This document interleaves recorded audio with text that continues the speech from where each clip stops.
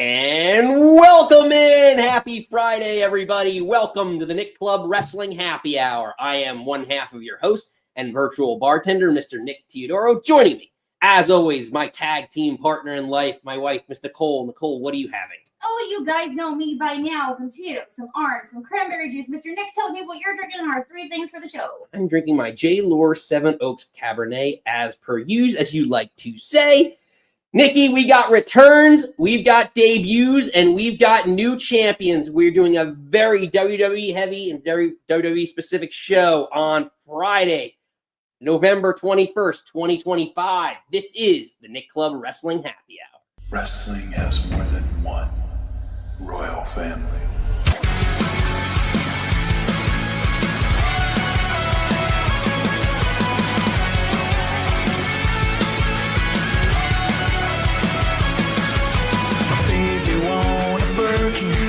She's been telling me all night long. Gasoline and groceries, the list goes on and on. This 9 to 5 ain't working. Why the hell do I work so hard? I can't worry about my problems. I can't take them when I'm gone. 1, here comes the 2 to the 3 to the 4. Tell him bring another round when he's let it go. 2 stepping on the table, she don't need a dance floor. Oh my, good lord. Someone pour me up a double shot of whiskey. They know me and Jack Daniels got a history. There's a party downtown near Fifth Street. Everybody at the bar getting tipsy. Everybody at the bar getting tipsy. Everybody at the bar getting tipsy. And welcome back in. Happy Friday, everybody. Welcome to the Nick Club Wrestling Happy Hour. We've got a lot to get through. We got a lot of people coming in. If you are new here, smash the old Samoan spike on the like and subscribe. If you're a regular, you know we love having you. Nikki, you know we've got a couple regulars in the chat. Joho, saying you good evening. Good Joho. evening. Good evening, sir. Good evening, Joho. Very Formal. formal. Tip of the I hat. wasn't saying professional. Josh, it's here. What's up, fellow nerds? Yes, a lot to get to, Nikki, Yes. on the show. But first, a little fun to get through. We have to thank our friends at TCW. We had a blast at Mount Olympus this past Saturday doing the pre-show, the big show of the year for TCW. Nikki, the big news on the night, Tony Cheney, Our boy. friend of the show, is now unified triple champ. Tony 3 belts. So congratulations to him. So deserved. With all the time. Yes. And also, Nikki, he wasn't the only one. His love, His love is beautiful, partner. Fran Cheney, is now the goddess champion. She broke Amity LeVay's record of 500 and I believe it was 32 days as champion. Banana pants. So major upset at TCW Mount Olympus this past weekend. So, and if you weren't there, you missed a lot. But we'll catch you up on some of the highlights from last Saturday's Mount Olympus.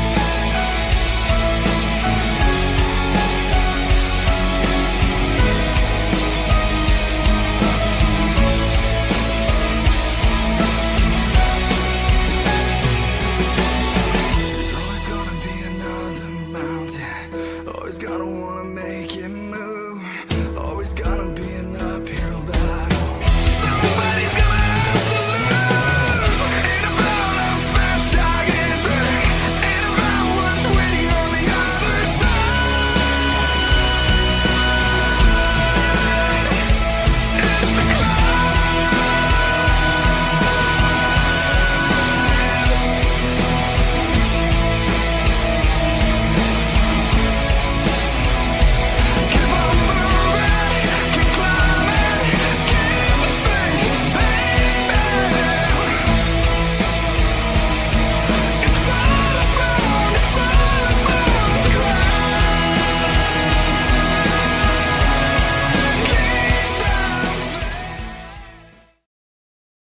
God, stop. You didn't show me that picture. Yeah, no, that was on Tony's Facebook. So yes. Oh, I love them so much. They did a little bit of this, a little bit of that. Yeah, I know a lot. The hot So wrestling Steven, couple. I will put in the chat the frame. So there's 2 feeds because StreamYard suggested 2 feeds. So we have one's a vertical, trying something out new tonight. One's a vertical, more of a mobile feed, and the other is a horizontal feed that we normally have on. So It's also throwing me off too. yeah. So I maybe not next time. Maybe the next stream. Let us know in the chat below. Do you watch this on your phone? Do you watch this on a laptop? Is it easier the vertical one? Yeah. Jeff was also surprised at the song choices, but you know, I don't. Yeah. Hey, it was all about the climb, and it's a harder version of the climb. I'm throwing out the covers to try and throw out the bat signal for Ed. See if he shows up. Kat, welcome. Oh, teacher crew, I love that. Welcome Hi, Kat. back in, Kat. We know you got the blog out. Hey, call-ins tonight. She made her debut last week, so. I know, it's fantastic. Love more women on the show. Yes. So speaking of shows, so we'll try it out for tomorrow. Tomorrow's show, AEW specific. We're previewing Full Gear live from New Jersey. We will be live from, well, technically We live from, also will be live from New Jersey. just like not on site. 25 minutes away, or is it more than that? 30. Yeah. Yes, yeah, a little bit more. I guess it would be quicker if like 7 to 8 wasn't terrible. Mm. But I digress. But yes, all your AEW goodness will be tomorrow at 4 o'clock. Exactly. And then we're going back next week. Next Friday's show is Survivor Series. So That's we're going to be a big show. We want all your predictions, all the craziness. We're going to get to the craziness of Monday Night Raw in a little bit, but like save your Survivor Series theories for tomorrow. I For see what you next did week. there. Exactly. Everyone do your best William Regal impression and yell Wool Games. Love William Regal. And then finally, Nikki, we are taking the show back on the road. Super Strong Pro Wrestling, December 7th. We're doing a pre-show live stream at 4 p.m. Mount Holly, New Jersey. So if you can make it, let us know. We expect to see you there. Kat can't make it next week, but she'll be at WrestleCade. Definitely let us know how that. Yeah, nice. I hear a lot of good things about WrestleCade. Is that the one in North Carolina. Oh, Because that's where Kat's from, North Carolina. That's what we learned last week. We learned something new. every week on this show. Exactly. But Nikki, Yes, sir. we are getting a very WWE heavy show, so let's kick it off. But before we start, we're going to kick it to SmackDown. Someone who refereed on SmackDown, friend of the show, Jimmy Corderas. This is former WWE referee, and you're watching the Nick Club Wrestling Happy Hour. And if you're not watching, I'm going to come find you and disqualify you. All right, Nikki. Yes. SmackDown from last week. We'll take it all the way back to last Friday, where there's a couple of takeaways to discuss. But the big news, in my opinion, we talked about it in the opening, debuts, new champions, but the big return, Zack Ryder. And we didn't have to pay a PLE price to see him. We got it for a free ride.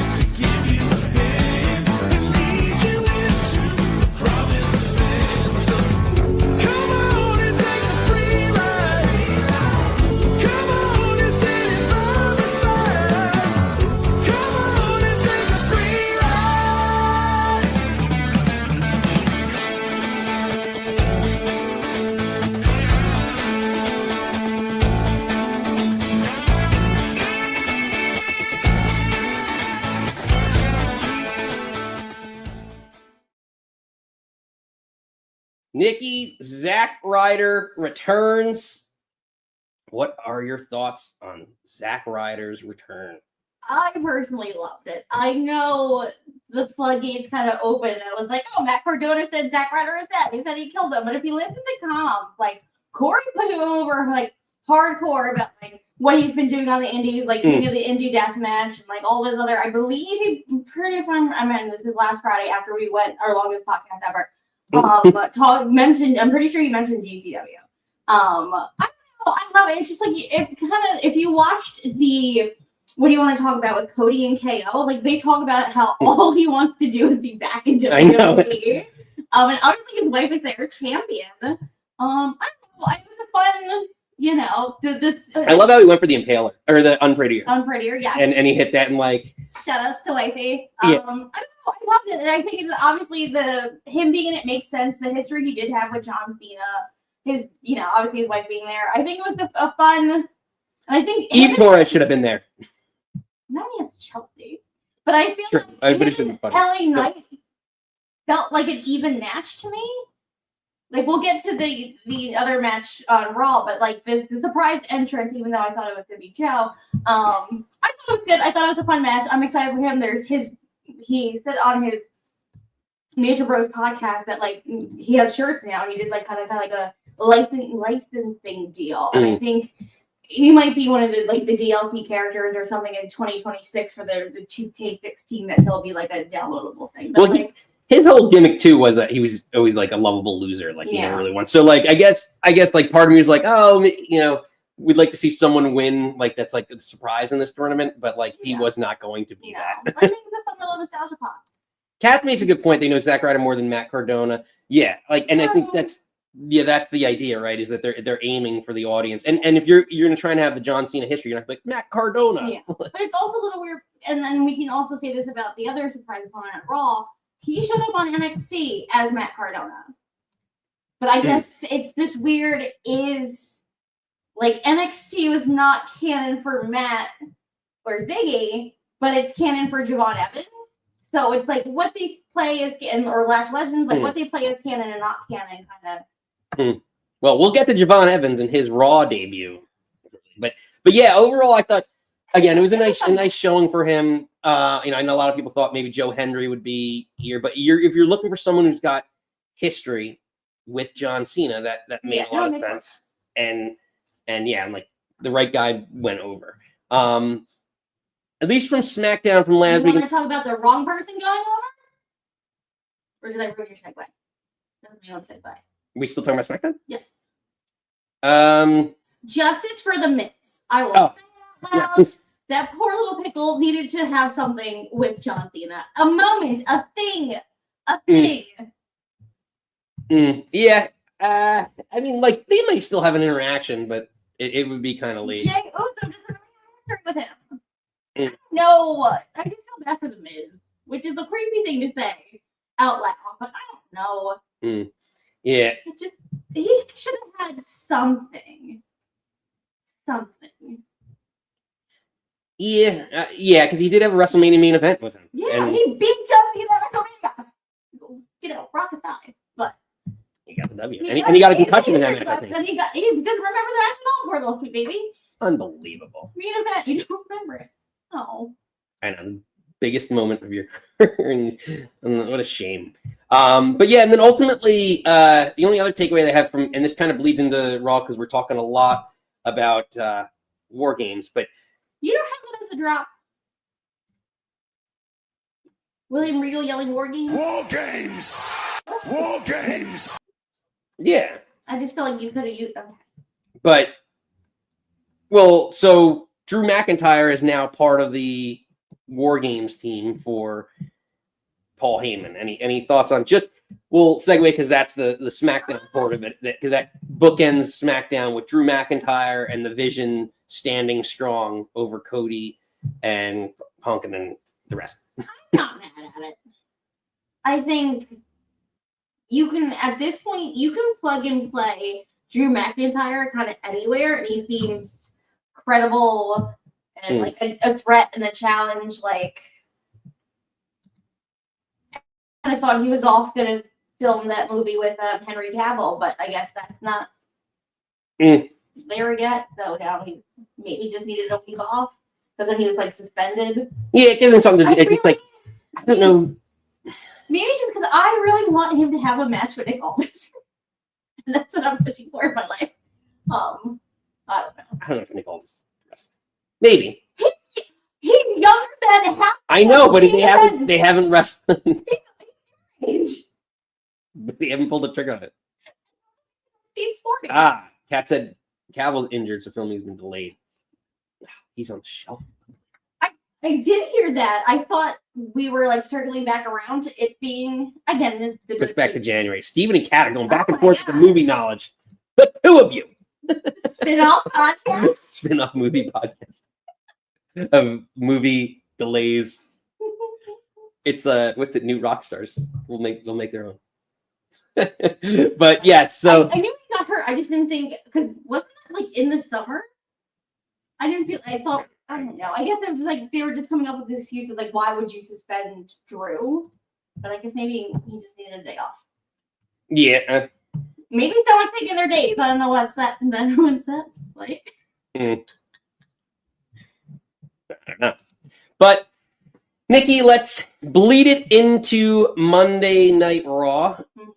Let's take a quick commercial break and hear from our Fred Ottman, who will be on the Jericho Cruise coming up next year. This is WWE Hall of Famer Fred Ottman, and you're watching Nick Club Wrestling Happy Hour. Yeah. Faces for so long. It sounded like you said our Fred, but I can't talk either. Our friend Fred. Our friend. No, he said our friend. But it was John Cena's final Monday Night Raw. Yeah, so we get to see this nice little moment with the 6-man tag with Rey Mysterio, basically all Hall of Famers, Rey Mysterio, Sheamus, and John Cena against the Judgment Day. So, and then ultimately leading to one of my favorite fantasy players, Camp Scattaboo, getting into it with the Judgment Day and the Giants, the whole Giants. The below back that Scattaboo got for sort of getting pushed in the shoulder is hysterical. Yeah, unbelievable Giants fans. I know. Scattaboo's going to go. Watch him become a wrestler in like 6 years from now if it doesn't work out. But yeah, ultimately it was a fun little match that we saw between them. But any takeaways from that opening? I think to me it was getting John Cena a big potentially one last win in front of a big crowd. Yeah, the big crowd, and then also having that, because again, he didn't get a match with Ray and has history with Ray, obviously has history with Sheamus. Sheamus took the belt off him. To have these moments with him, to do the 6-man tag, also like not blowing him up completely. So this made total sense. Also, it gives a great rub to the Judgment Day that they was John Cena's last Raw match in Madison Square Garden. I think and all the beats of the Balor and the 5 knuckle shuffle, that all together, like good nostalgia feel. Steven's booking it. Scattaboo and Kittle, future WWE Tag Champ, and that is official. Gronk being their manager. Remember they tried to make Gronk a thing? Yeah, he did win the 24/7. He won the 24/7, yeah. So he did win the 24/7 title, but yeah. So ultimately, a fun little 6-man tag to kick off Monday Night Raw in John Cena's final Raw, and they made the match the opening segment. The match wasn't. It was later. Didn't they circle back around to it? No, yeah. It was a long night. There was a lot, but it was all centered because it was John Cena's last Monday Night Raw. So that bled in to the mid card, which ended up being the Last Time Is Now tournament, and we saw the big return of Dolph. Left to sell clothes. One works down by the coast.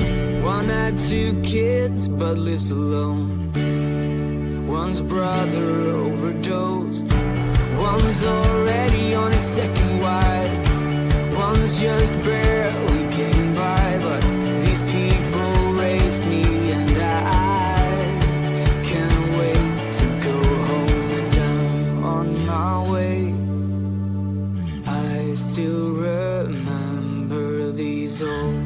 country lanes. When we did not know the answers, and I missed the way you made me feel. And it's real when we watch the sunset over the castle on the hill. Nikki, Dolph Ziggler returns on Monday Night Raw. What are your thoughts on Dolph Ziggler's return? I loved it. I'm a little sad. I get why he's coming out as Dolph Ziggler, honestly. The pop that he got, fantastic. But also, he's part of the Nick Club, obviously. Yeah, Nick Namath, yes. And Nick for life. But the pop that he got coming out, again, when I got, like, again, we always talk about, like, I had, like, a lull, and when I came back in, like, I really loved Dolph Ziggler. Him and AJ and Big E. I love that Big E was like gangs all here. He had the Money in the Bank. Like, I love it. But he was just the perfect plug and play person. It helps your relationship with TNA. He did yell out TNA when he was making his entrance. If you want to make Solo look like a killer, then you put in one of the best bumpers you have or can get your hands on, because Dolph sold for him beautifully. Like when he hit the spike and just dropped, like. So he came out with an interview that he said someone told him, he's like, you got to stop bumping so hard because that's all you're going to do is job. And he's like, well, that's the thing. And he's just so great at it. And it just like every one of those moves, like he does a super kick well. He's he does so many great moves well and makes everyone look good. That he was a perfect, plug play. Like and when we talk about like him and Ryder returning and like the surprise, and you want to see like someone go, because like the Royal Rumble, like like some big name returns and you want to see them stay for a while because you haven't seen them in a while, like, and you want to see like maybe one more match. For me, gives like let Dolph. It would have been interesting to let Dolph steal the victory here over Solo and get into another round. But again, if you're trying to make the build back up the bloodline, because that's rumors, is that what they're trying to do, is build Solo and that team back up, because they like trademarked the title Tribal Heir, and that's what they were originally calling Solo when they first brought him up from NXT. So if you're trying to build him back up, then give him one of the most floppy fish guys to make him look great. Yeah. And again, it's just like Ziggy is still signed with TNA. This is probably like unless he comes back for the Rumble, which I doubt, but I think this is probably a one and done thing. But again, it also has a history with Cena. And if you want to build up Solo, I think it was a great opponent. Great pop. I think it was a fun match. Yeah. No, again, it was a great surprise. And I think, for him, like he's got the music and everything else. Like there wasn't many people that would have as big a pop there in this situation. It has a history too. And you got to tie it in with the history. So, and it's also maybe like a thank you sort of to Ziggy of like kind of all the time you put into WWE, what he's doing with TNA, to have that be the mystery opponent at Madison Square Garden and get that pop. Yeah. Because again, like as much as I love Joe Hendry, like would he have gotten the same? That's what I was thinking about too. I don't think he would have. Like, because he's not Ziggler was a world champion. He was well known by the audience. Like Henry's getting and popular. Also, I believe if Mikey was here, I know you'll correct me. Hopefully, maybe Steven. I think wasn't Raw was in like MSG proper, and then NXT the next night was in the theater. Because it was a smaller. Yes, you're right. I know they were definitely in the theater. I don't think Raw was in the proper MSG. So I don't think, as much as like I feel like the NXT kids love them, like obviously we do here. I think Ziggler was the right choice to put in there and made so. Sure. So moving along, Nikki, Monday Night Raw came with a lot of surprises. That was the first of many. We finally have a new champion, and it's out of the ordinary. Maxxine Dupri is breaking. Gonna swing from the chandelier,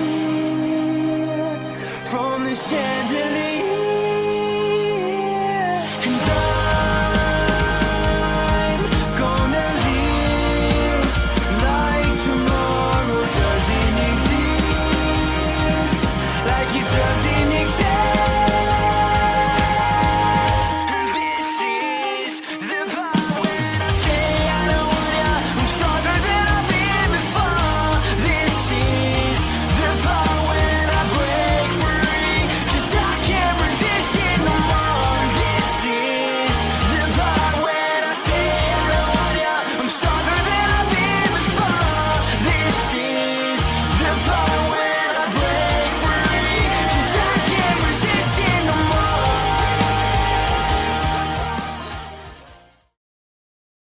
Nikki, let's discuss.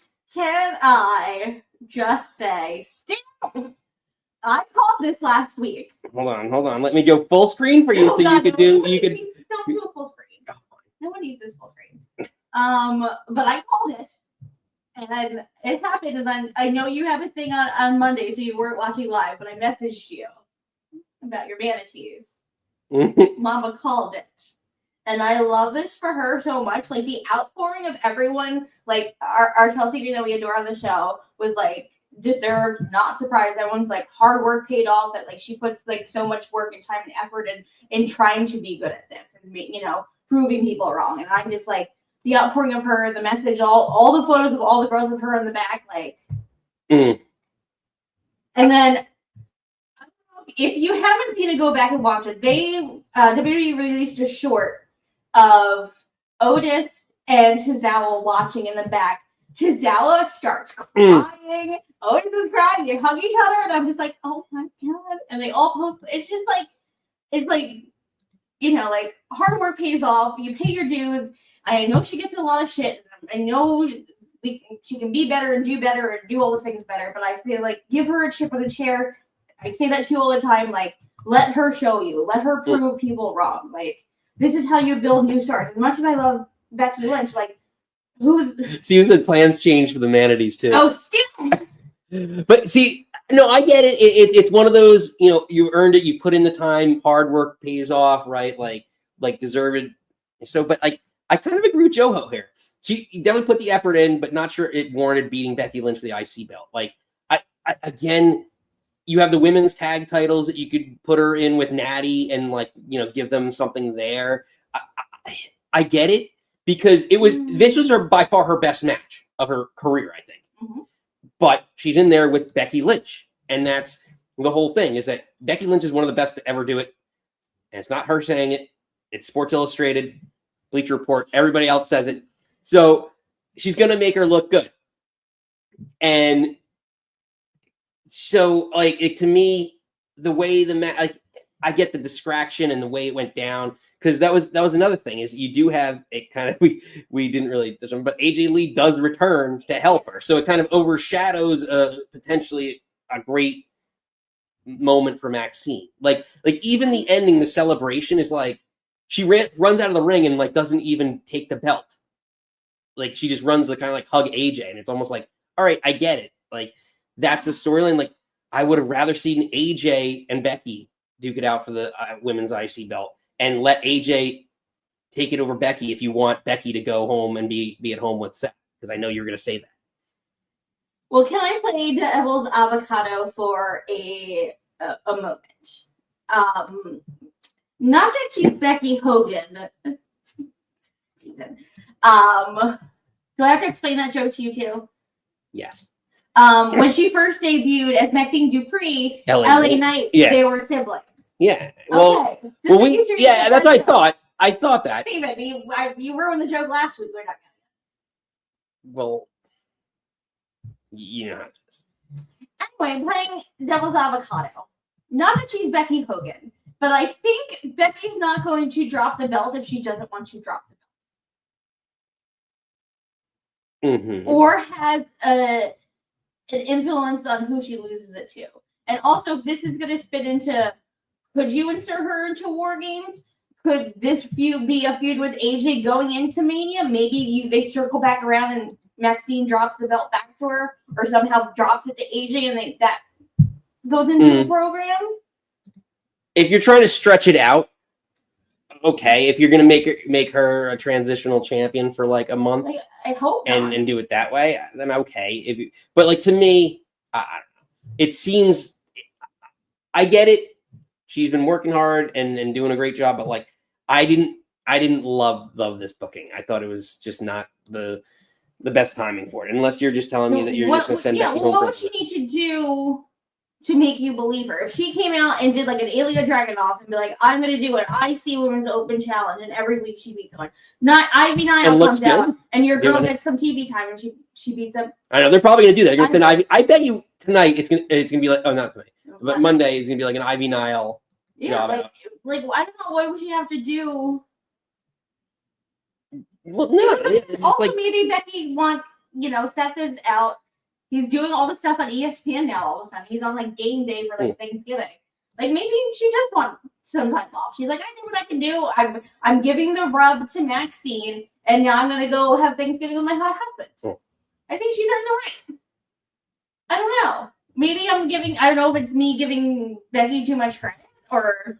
So that's the other thing. So what? Now that we can do a post-mortem on it, what are your thoughts on Becky's actual title reign? And, what has she done in the last 2.5, 3 months since winning it from Lyra, the inaugural? I guess I wouldn't say it's like two halves, but I can argue like both sides of it not being the best, but also being the best.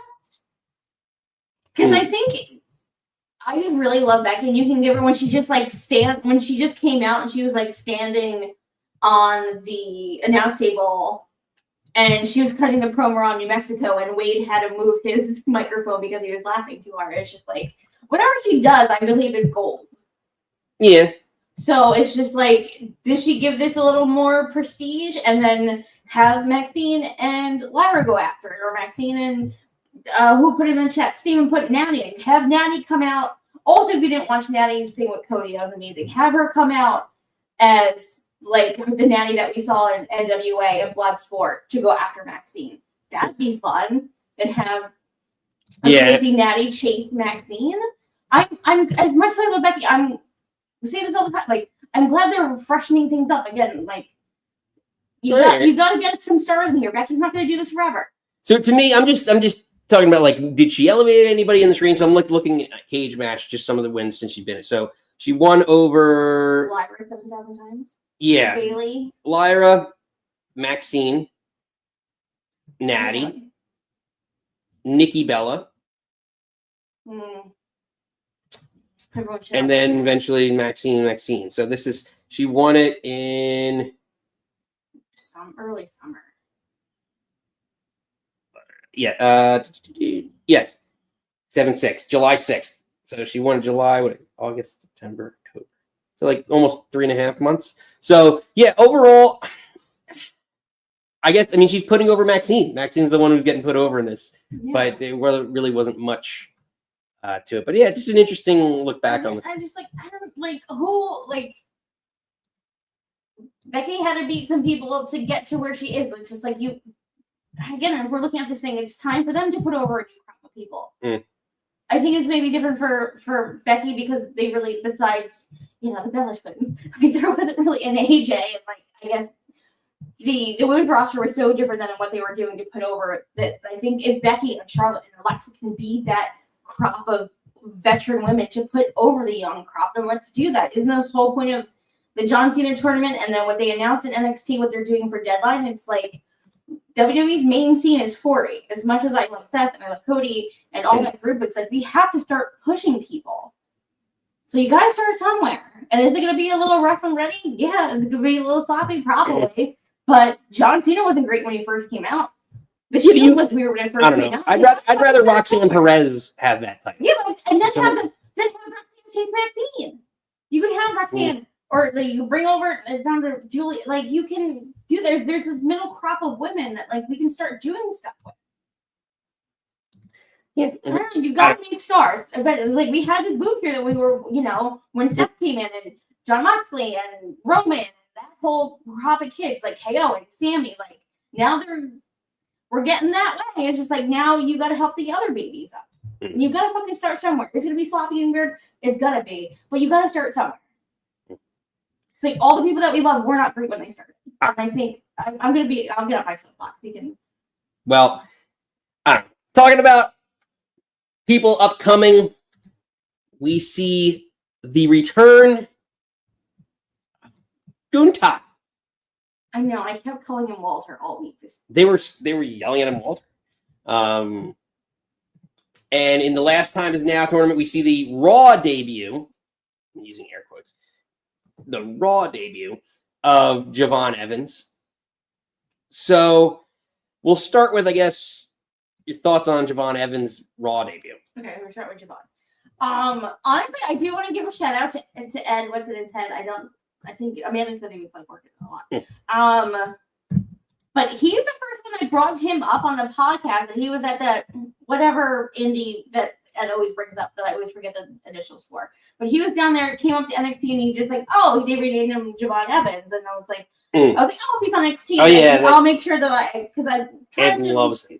I try to. I'm not as close to NXT as I once was in the Black and Gold days, and I try to be. We watch it on Tuesday, and I try to be, but I'm not. Ed likes him so much, you would think his name is Javon Edmonds. Oh God! You see what I did there? Yeah, it was terrible. And but he's been again. This is another young kid that I think in defeat bounces like your boy's bouncy. Sold his ass off, but it's so he's like I don't even saying you're not missing much. He's watching. I know, and that's why I really haven't been watching. I keep losing my train of thought. Anyway, but I think it's another kid because I think he's barely 21. I could be wrong, but I think he's a sweet young pickle baby. But this is also another person that I want to see for the next 10, 15 years and have him be champion and he'll be U.S. champion and do all the other things that, like, you know, again, the same reasons why I thought Ziggy was good for Solo is the same why Javon was great for Gunther. But again, I think I know he's running around with Leon Slater. I know they were kind of going after the tag belts, or they weren't going after the tag belts, or they lost. Didn't they just lose? I don't know. Someone will correct me, but I think he's also a kid that maybe post Rumble or at Rumble. I think maybe going into Mania. I hope it's not post Mania because that feels like too far away. But I think Javon's another young kid to watch. Yeah, no, for sure. I mean, give me 1 second here. I'm gonna take us out because I'm having some issues on this end. So is it because you have this weird split screen and there's like literally 3? No, there's always some technical difficulties at some point. So give me 30 seconds. I'm going to pop out of the stream and come back in. Nikki, you're gonna hold the line. Let's give it a try. Love isn't always on time. Hold the line. Love isn't always on time.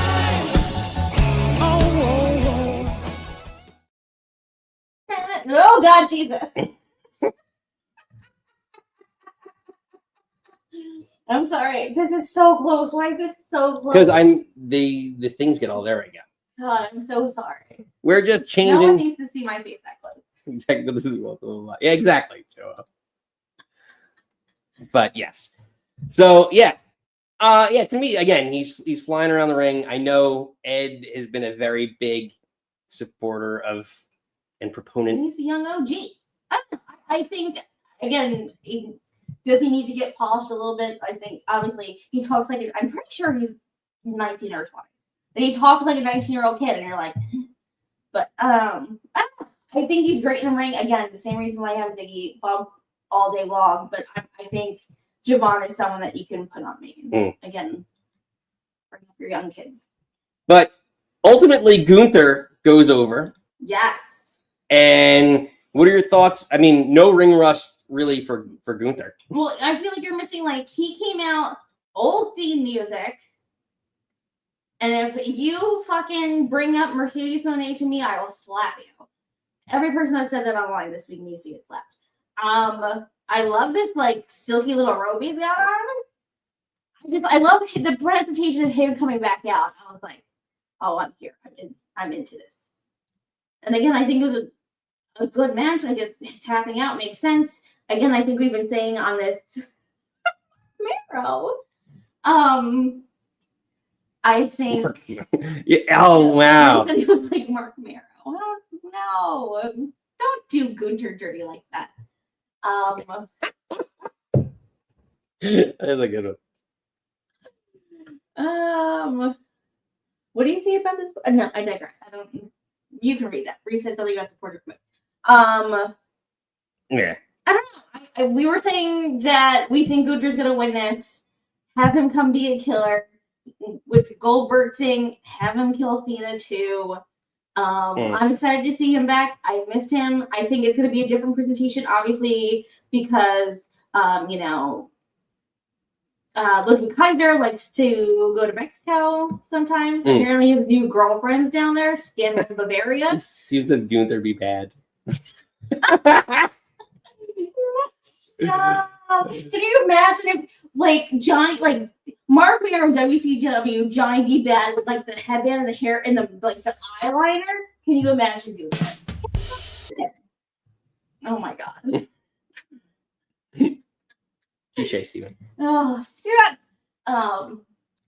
Anyway, I'm excited for Gunther. Yeah, no, I think this is a great opportunity for him. Again, and it looks like we're headed towards that Gunther John Cena potential showdown. But yeah, again, it was the main event wrestling wise for the night, but it wasn't the end of the night because Nikki, we have to talk about it. Well, I got the drop. War Games! Because there is more added to War Games. A couple more surprises. By the end of the night, we saw two major returns, Brock Lesnar and Roman Reigns for War Games.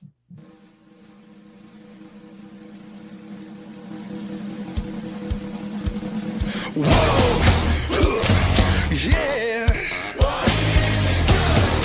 Absolutely! Whoa! Yeah! Absolutely! Say it again, y'all! Look out! Absolutely! Listen to me. Whoa!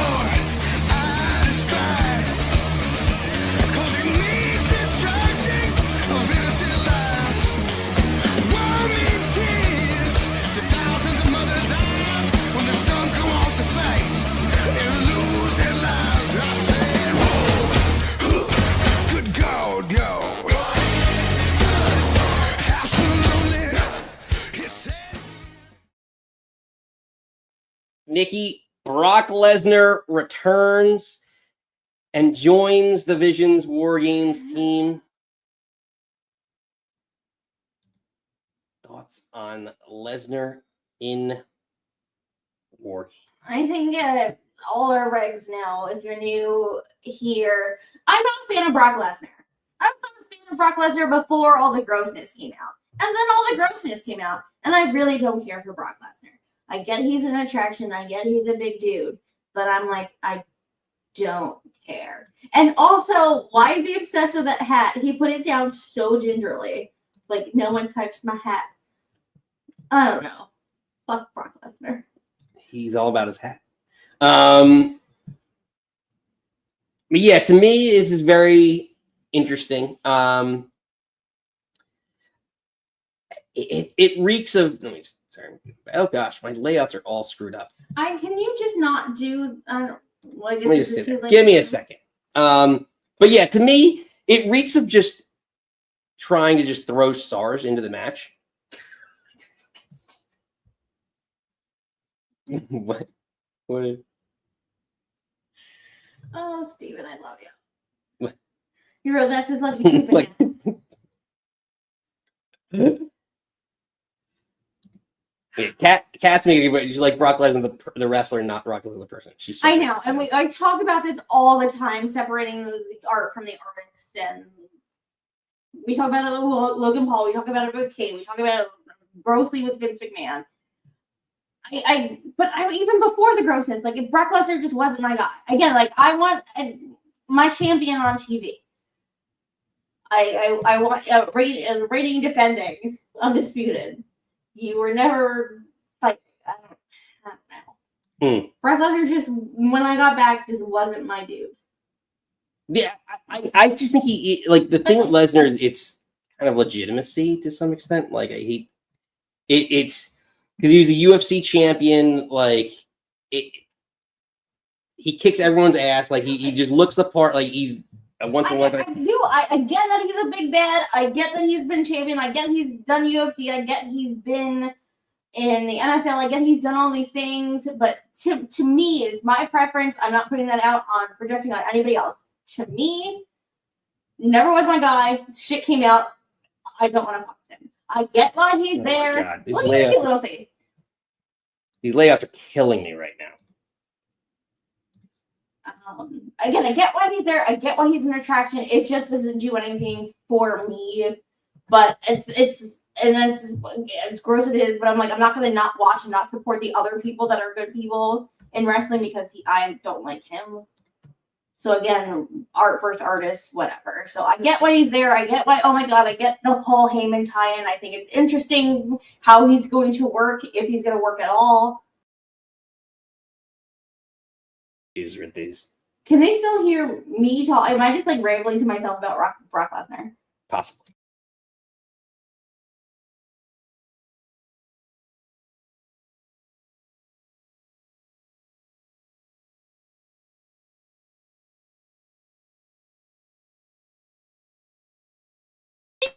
Thank you, love. At least I can ramble about Brock Lesnar to myself all day, but I get it, but it does nothing for me. It's the same when I say about AEW. The John Moxley Darby matches, I'm not a sicko. That type of wrestling, and like we said that last week, I love the women's war games or the women's blood and glove match. The Darby, them spitting and licking each other does nothing for me. I get the appeal of it, but for me personally, Brock Lesnar can fucking kick rocks. That's fair. I'm gonna live it. Yeah, trying to get everything back in. So then it leads us to ultimately we see the return of the tribal chief. I almost called him the thief, Roman Reigns. So Roman Reigns comes back to save his cousins. So what are your thoughts on Roman Reigns also in War Games? And then also, I don't know, to me, that picture that you're showing confirmed it. When Roman came out, I'm like, does he look smaller? I know Brock would obviously always be bigger than him, but I feel like he looks I thought Roman looked smaller. Like he's like is he like on the Gunter diet that you're getting speltier? leaner, yeah. He looks, maybe leaner is the better word than small, lean. I don't know. But he just had the movie where he's supposed to be Akuma. Isn't Akuma like a bigger dude?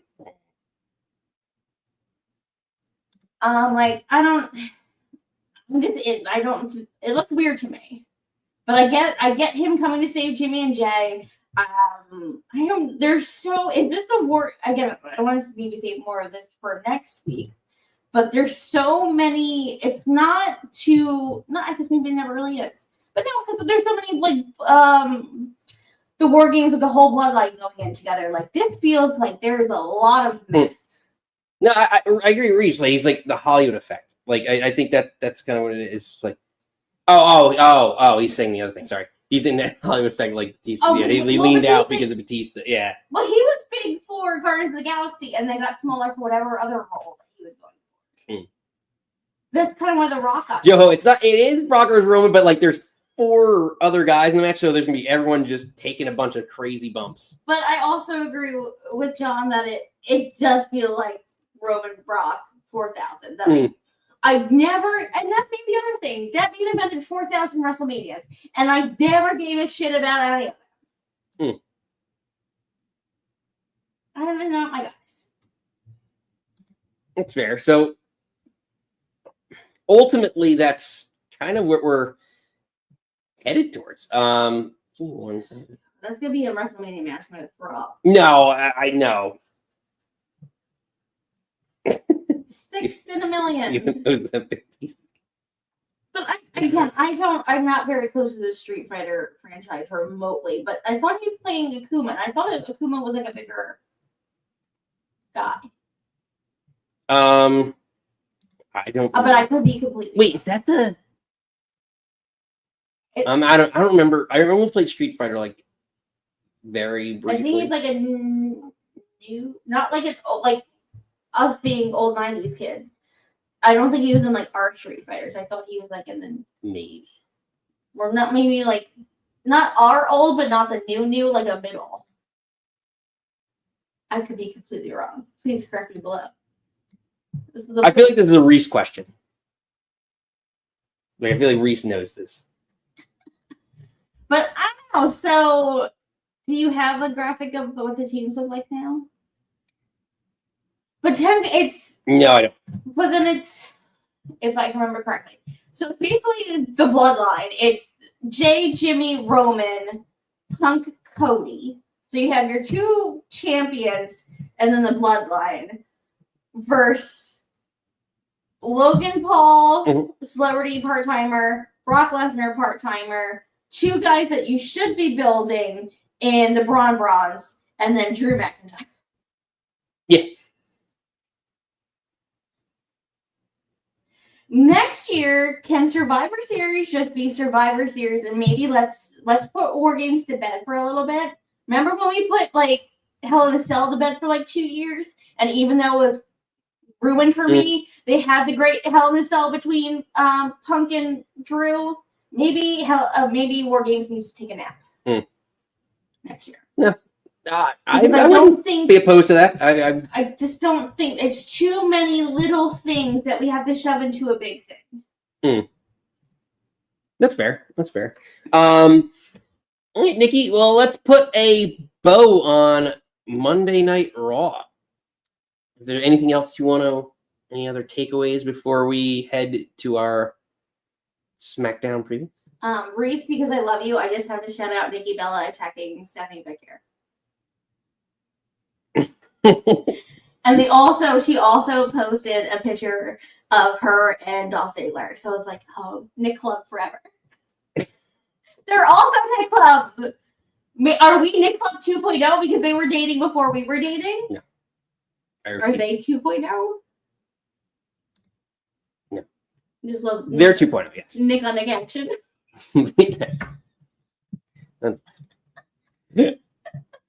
Moving on. All right, I'm going to throw the link in as we get ready to open up the phone lines because, Nikki, it is 5 minutes after. It's that hour, that witching hour. Stop. Steven and I are the only people that watch Red Zone Channel. You do not watch the Red Zone Channel. Don't act like you watch it. I don't want to hear it. I'll boo you out of this building. Right out of this building. As I die. As I lay down. Oh, that hurt. Anyway. So. Hit the music. Oh, no. We still got a lot to get through. Let me throw to the chat.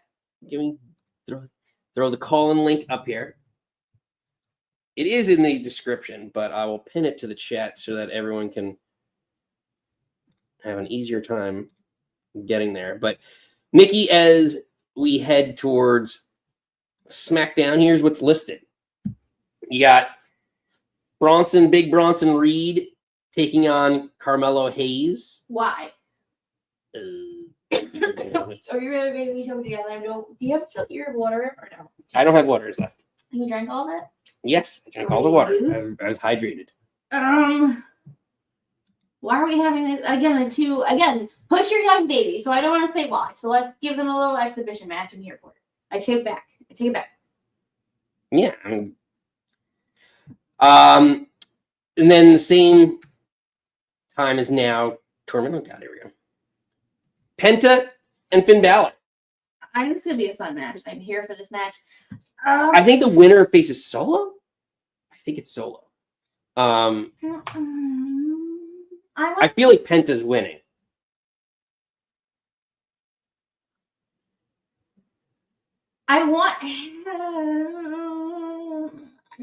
There's no official bracket, and I want to see the bracket. Tony Khan would give me a bracket so I could read. No, because part of me is like, if Penta's not going to win, are you saving Penta for something? Could Finn take a loss? Were you pushing Finn? Like, you should push Finn, but neither of them have. Again, like, who? I don't know the bracketology. But the final, Finn Gunther, I'd rather see that. So if Finn beats, again, I think Penta should win, but it would rather Finn win. But if the JD or the JD as a whole get involved, I think Finn Gunther would be a fun final. Mm. And do we know when the actual final is? Is that going to be? Obviously, it's before. It's not a Survivors, right? It's not a Survivor Series. No, I think it's a Raw. It's probably thing. Raw in like 2 weeks. The Raw before. Susan better go at least half an hour. I would love it to. Oh my god, that should have been Nikki's news. What? The first SmackDown of the year is going back to 3 hours. Ugh. And nobody wants that. No. Nobody needs it. Yeah. Don't like it. And the only other last match on the listed card is Fraxium against DIY. Which they're all circling Ilya for the, I almost said North American belt, for the US belt. He had a match with Frazier, he had a match with Axiom, and then he had the match definitely, and then Tommaso's trying to get one, and they're all, I don't know. We need to switch up the tag teams on both brands. We need a little shake up. Or shuffle or draft or something. Yeah, I could go for that. But yeah, so we'll see. We'll see how it goes. But that's what's listed tonight, and then there's gonna have much more craziness with War Games, the men's and women's War Games. So, and I guess that's my other thing, because last SmackDown, Charlotte's like, I don't trust Rhea, and then she came out to help Alexa, who she calls Lexi. And then Rhea was like, oh, hey, AJ, I want to talk to you. Like, do we have our official 5-on-5 yet for the women yet? I'm assuming that's tonight. Yeah, I think we might announce it tonight. I don't know. We'll see. We don't know yet. I don't know yet. But we'll see, Nikki. And it was like the enemy of my enemies, my frenemies. My biffles, but we're not friends. Ugh. No, but Nikki, it is that time. Yes. I need you to do me one favor, my little blondie. Hit your snare because the phone lines are open.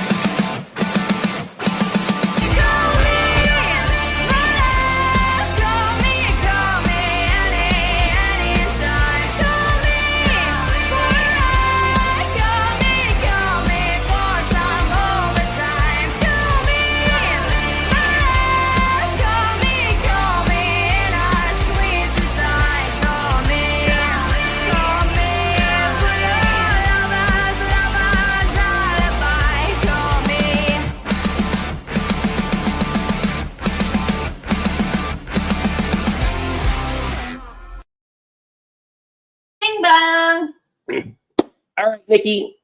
Couple of regulars on the line.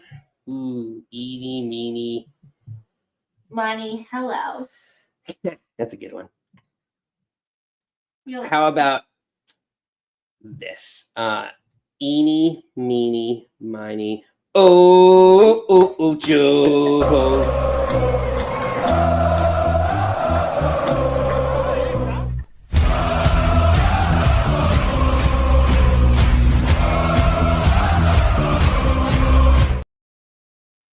Joe out. What are we doing here? What are we doing here? What? Hi guys, can you hear me? I can, Yeah. yes, we There he can. is. I can't hear you. Hang on. There we go. Can you hear me? Yeah. Awesome. Yeah. There we go. I'm having technical difficulties too. Everyone's Yeah. So, the first question you should be asking me is, what am I drinking? Yeah. What are you drinking? What are you thinking, Joe? We're trying to You get know what? all- I'm so glad you asked, Nick, because I am drinking a beer that is brewed here in the United States, and it is very appropriate. My wife will say that is almost made for me. I am drinking something called Arrogant Bastard Ale. And while I showed you the can, I'm actually drinking it out of a Deadpool pint glass. So Go fuck yourself. Sorry. Yeah, I don't think Maxxine deserved. She put a lot of work in. Maxxine, congratulations. You put the work in. The IC belt from Becky. Mhm. I don't know. I really don't. I mean, it's huge. It's huge for her. That's a great job. But the only great thing is I know this leaves a loose end between Becky and AJ. Mhm. Let's see. What else? Last Raw for John. Like I haven't been paying attention. My life has been absolutely nuts these last 2 or 3 weeks, so I haven't been keeping track of jack and shit. So I'm catching up. You guys are my wrestling news, as the rest of the world should be keeping up with you. Like, comment, subscribe. He did the Right, thing. he did the Yeah. thing. Like, comment, subscribe on the Nick Club Wrestling Happy Hour. But yeah, we are actually getting down to the nitty gritty of what John's got one more appearance. What? Wow. He's got Survivor Series and then this Saturday night's main event. Yeah. Saturday night main event. Who the hell booked that? Really? Like you're the one of the top 5 names in wrestling history, and I'm sure I'm going to get shit for saying that, but at least top 5, probably top 10, and you're putting him on Saturday night main event as one of his last 2 shows. Okay. Well, technically, if you look about the nostalgia, Saturday Night's Main Event technically has been around for 30, 40 years. Is that where that wasn't his first match though, right? What was his first match on? SmackDown. SmackDown. Yeah, I knew Reese was going to call me out on that, and quite frankly, I don't care. But when you bring in, how much money has John drawn? Yeah. A lot. Yeah. Now you might be talking Stone Cold Rock numbers. So, yeah. Because that's what I'm talking about. What else? That was really it. Like I said, life's been crazy, and I haven't talked to you guys for a while, so I felt guilty not watching the last few weeks, and just wanted to come in, say hello, and wish you a happy Thanksgiving. So, Same to you. Oh, always a pleasure. Give her a Bye, love. guys. I love her immensely. Ladies and gentlemen. we all Cheers. Oh, About I think he dropped off too. Hey, Joe.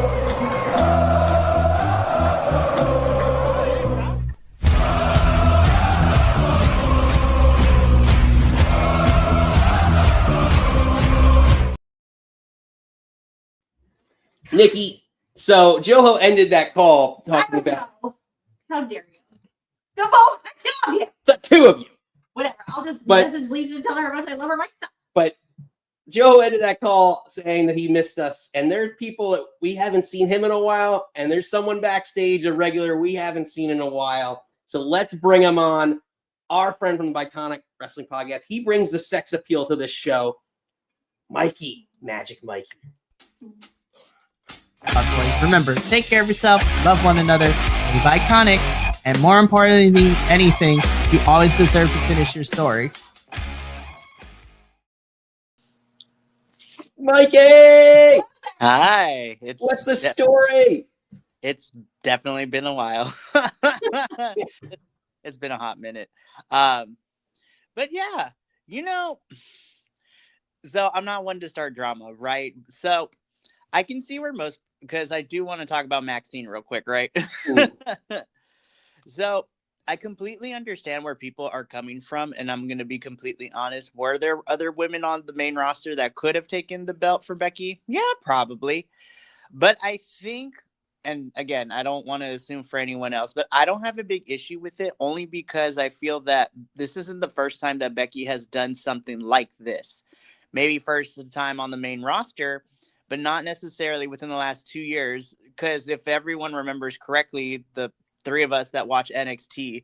She did this with Lyra too when Lyra was in NXT because and to also I feel like people tend to forget too is that Becky also did this even though it wasn't for a championship. People forgot that Becky also did this with Tiffany when she was in NXT at No Mercy in that, No Mercy match that they had, basically no DQ.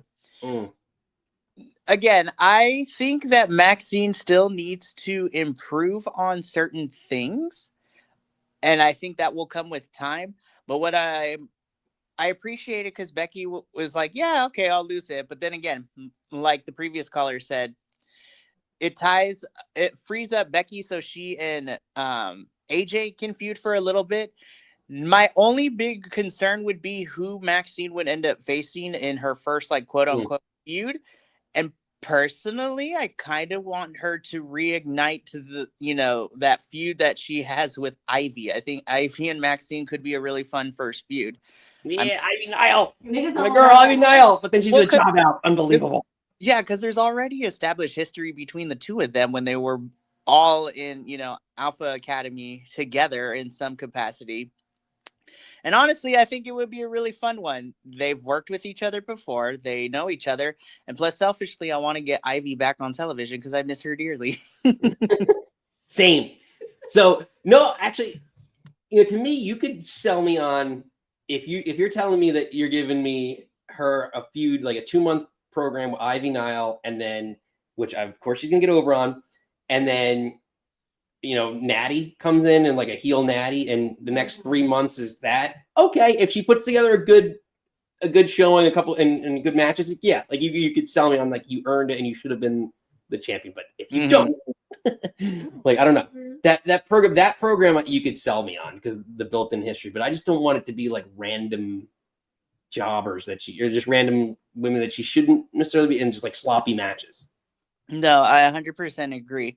And my biggest concern though is because of how great the moment was, especially if you heard that crowd when she won that title for her. My only big concern with it is, again, I don't think that too many championships is a bad thing, but I still have the bad taste of Julia's United States Championship run in my mouth. And so my big fear is that they will do the same thing with Maxxine before they can get it over on a more established star.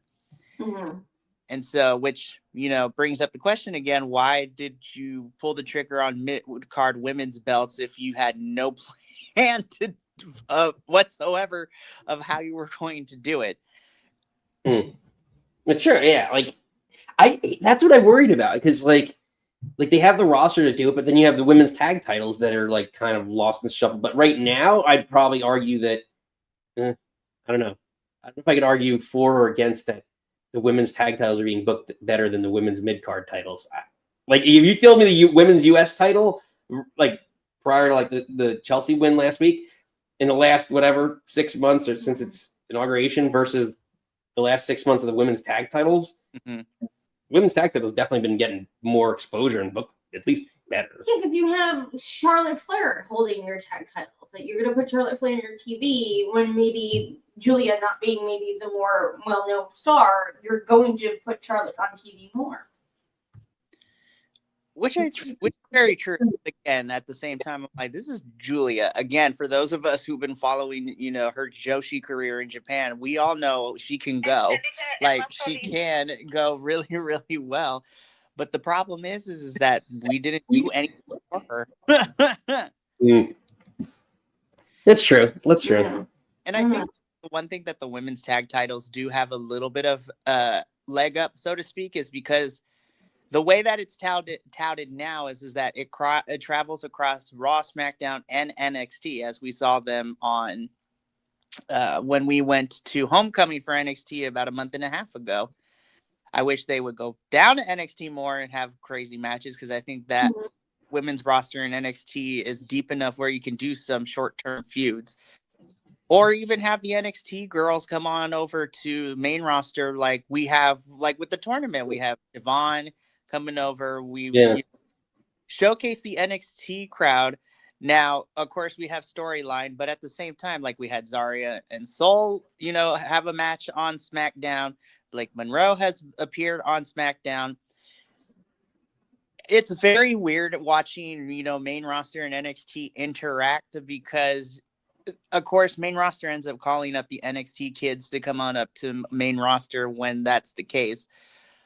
But yeah, I feel that as much as I enjoy the NXT talent that come on over to main roster once in a while, I think that's a testament to how creative on main roster is kind of floundering right now, figuring out what to do with the current roster, that you have to bring up the quote unquote the youngins up to showcase them in front of the crowd, which is great, and I love that, and exposes NXT more, which because I need people to watch it because it's amazing. But it's been a constant thing this year where you have such a talented roster and you have a deep roster on main roster, and you don't have to do story feuds that have to do with championships. I think WWE this year has been having a hard time creating feuds that don't revolve around the title, and that's a double-edged sword where we have enough titles where almost every story can be for a championship. It's just that we're kind of running, and to use a sports analogy, you're running the same playbook over and over and over again.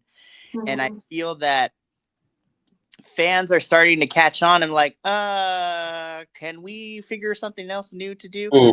Yeah, that's why. So I was gonna say, Reese kind of said in the chat. Well, he's got a question in the chat that he wants to throw out there. Alluding to that, but I'm like, we need to like do. I said it before, like a shakeup or a draft or something. Like we need to swap some people around. So Reese's thought, and we'll throw this out there everybody here. Would you consider talent versus talent spot on the line, Matt? Basically, NXT versus Raw or SmackDown talent. If the NXT talent wins, they replace the main roster talent. Yeah, like things need to be switched up. I like that idea a lot, Reese. But Mike, what do you think? Well, I mean, I would love to see that, and that's kind of, well, unfortunately, it's kind of the same thing that WWE Evolve is doing. Yes, I watch Evolve. Don't at me. What Evolve has been doing, again, people are seeing it as a type of punishment, but you have some of these NXT and some of the lesser used main roster talent be on WWE Evolve, and they're working with the Evolve talent, and it's been really working. It's been really fun. So I feel that if you're going to do that, do the same thing with NXT. And I feel that maybe not even a line online where, you know, you swap places and main roster goes down to NXT. But I feel that if you have people on NXT and on main roster that you want to switch ever so often, you can use it as a litmus test to see how the NXT talent goes over on main roster. Ooh. And then if you want to swap them back, figure out, okay, this is what works, that what doesn't. And then in NXT at the Performance Center with Sean and all of them, they can get those things that are doing. The problem is that when NXT talent gets called up to main roster, and we have seen is that usually what's made their character great or whatnot usually either goes out the window or we completely forget about it. Yeah, it's been less of a problem now that we are in a different age of who's running the show, but even still, like for instance, I'm glad we're finally seeing Fraxium on, you know, television, but I'm just like, I know the Wyatt Six are a big thing and is important, but I'm gonna be for real. Like we could have had a short, like 2-3 month stint with Fraxium being the tag champs because they're amazing. And honestly, what they showed us in NXT, they can't have a bad match with anyone. So it's just, they are very good. Mikey, we want to. I know I'm reminded. Last week we were like, "Where's Mikey?" We were talking about this because Nikki's news was Chavo Guerrero is coming back to WWE to work with AAA, and we were like, "We need to know what Mikey's thoughts are on this." yes. One of the things. I mean, well, you had another one, but that's the one I'm remembering right now. You know, the craziest thing is that, well, first with Chavo going to help with AAA, I think that's a good thing. Obviously, you want actual Latin talent to be working with Latin talent because they know how to book and tell the stories down there. Of course, AAA has been around forever, so it's kind of has its own system going. This is probably going to get me it can probably get me in trouble, but like, even though the AAA shows are, well, the legal means of watching the AAA shows are few and far in between, I kind of dig the AAA shows better than main roster right now, but I think that's because the talent has its own characters and it has its own worlds. And the fact that you have Grande Americano Latte is what I call him, and his stooges be so over in Mexico is crazy to me. And I'm just like, if you put that same amount of effort when they are here in the States, like, stupid wrestling needs to be stupid wrestling, and we need to have fun with it. Mhm. And I feel that that's what main roster is missing for me, is that we have good matches, we have fun characters, but there's not a lot of fun. Sometimes we just need storylines. Like, that's what we need. Give me some Danhausen in WWE. Like, You're Mr. Iguana. Yeah, like, because like Santino Marella did it with the Cobra, like, basically. Mr. Sacco. But that's what I'm saying. NXT is not afraid to do that. Literally at Halloween Havoc, we had Javon and, our TNA X Division champion Leon Slater team up against La Parka and Mr. Iguana. It was ridiculous. The match was crazy, but it was fun. And I feel that, I don't know if it's the entirety of the creative team for NXT or this comes from Shawn Michaels, but that's why I've been enjoying NXT this whole entire year more than main roster, is because it's fun. And, they throw things at the wall to see what sticks. Yeah. Right. And I think that's what I said when it was on Maine, when it was the AJ Dom, when they had that, like, Eddie Guerrero tribute match. Like, that was so fun. And then AJ John Cena, I was like, let's just have some fun sometimes. Yeah. And like that was like when Dom AJ, whatever PLE that was, I was like, that was so different than anything else. I was like, oh, I just want to see some people having fun sometimes. So I agree with you so much. Yeah, like Cena's stuff has been so much fun to watch too. Like, a lot. Mikey, what is your last shot, and let everyone know where they can find you? My last shot is despite me having some opinions, wrestling needs to be fun. And I feel like if you're not enjoying yourself while watching wrestling, then I recommend diversifying your portfolio and watching lots of other things, whether it's other major feds or, smaller independents, because there is something out there for everyone. And you should have fun while watching, because no one wants to be miserable when they watch wrestling. Exactly. There is something. That's a great point, Mike. That's what I love. Positivity. Mikey, tell everyone where they can find your great positivity on wrestling. Well, you can find our great positivity, even though we have questions about certain choices that have been made, like we will talk about tonight. But you can find me at BC WrestlePod all over the YouTubes, the Twitch, the Kicks, the social medias, where it is a bunch of us talking about wrestling and that we love and cry and hate about it sometimes. But you can catch me at 7:30 p.m. tonight, as I will be with the TNA crew to be, going over TNA's Turning Point. Oh, TNA, I love you, but you can't help yourselves. No, for a whole month without no tapings, and then the first episode we got last week, you have Mike Santana loses championship. I mean, that's what I want. I think that's also another thing that we were talking about TNA. I was like, this is where or I think we were talking about it with Reese too. Oh, feelings about feelings, but and then of course, jam-packed weekend leading into Thanksgiving week. Full gear watch along tomorrow. Wrapping up, Raw and SmackDown on Sunday, and doing Survivor Series predictions, because your boy is gonna be in the crowd. I'm excited to be going. Yes, Mikey, I am excited for you. You're like, and you better call in. You gotta come Friday and Sunday, especially for the live stream, because we want to hear the live report. Or man on the street. Yeah, man on the street. If I am home in time, I definitely will be. Absolutely, sir. Well, Mikey, pleasure as always seeing you. It's a pleasure. Gentlemen. Thank you for having me, as always. Always a pleasure, buddy. Ladies and gentlemen, Magic Mike. Remember, take care of yourself, love one another, be iconic, and more importantly than anything, you always deserve to finish your story.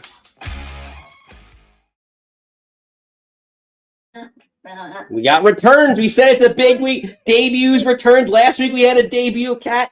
This week we got returns. We got it all. I love you. I know you're crazy busy with work and stuff, so thanks for popping by. Yes. Joe's going to be at Survivor Series. Exactly. Know all the deep. I know. Mikey's gonna. Last time he was. What was the last time he was at?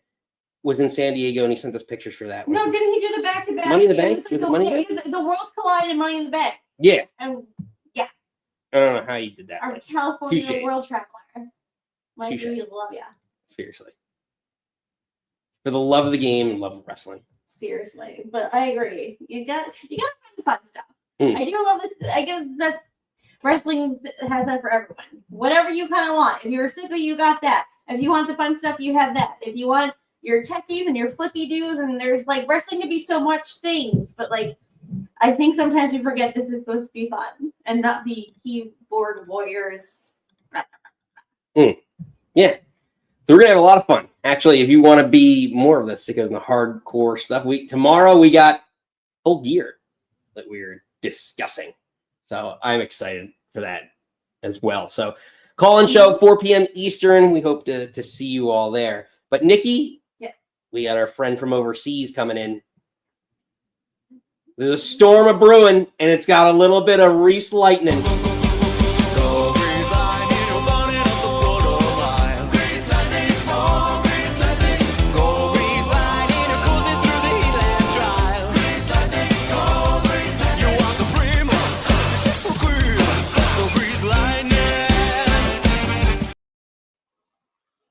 I may have to add Jade Cargill's opening to your intro.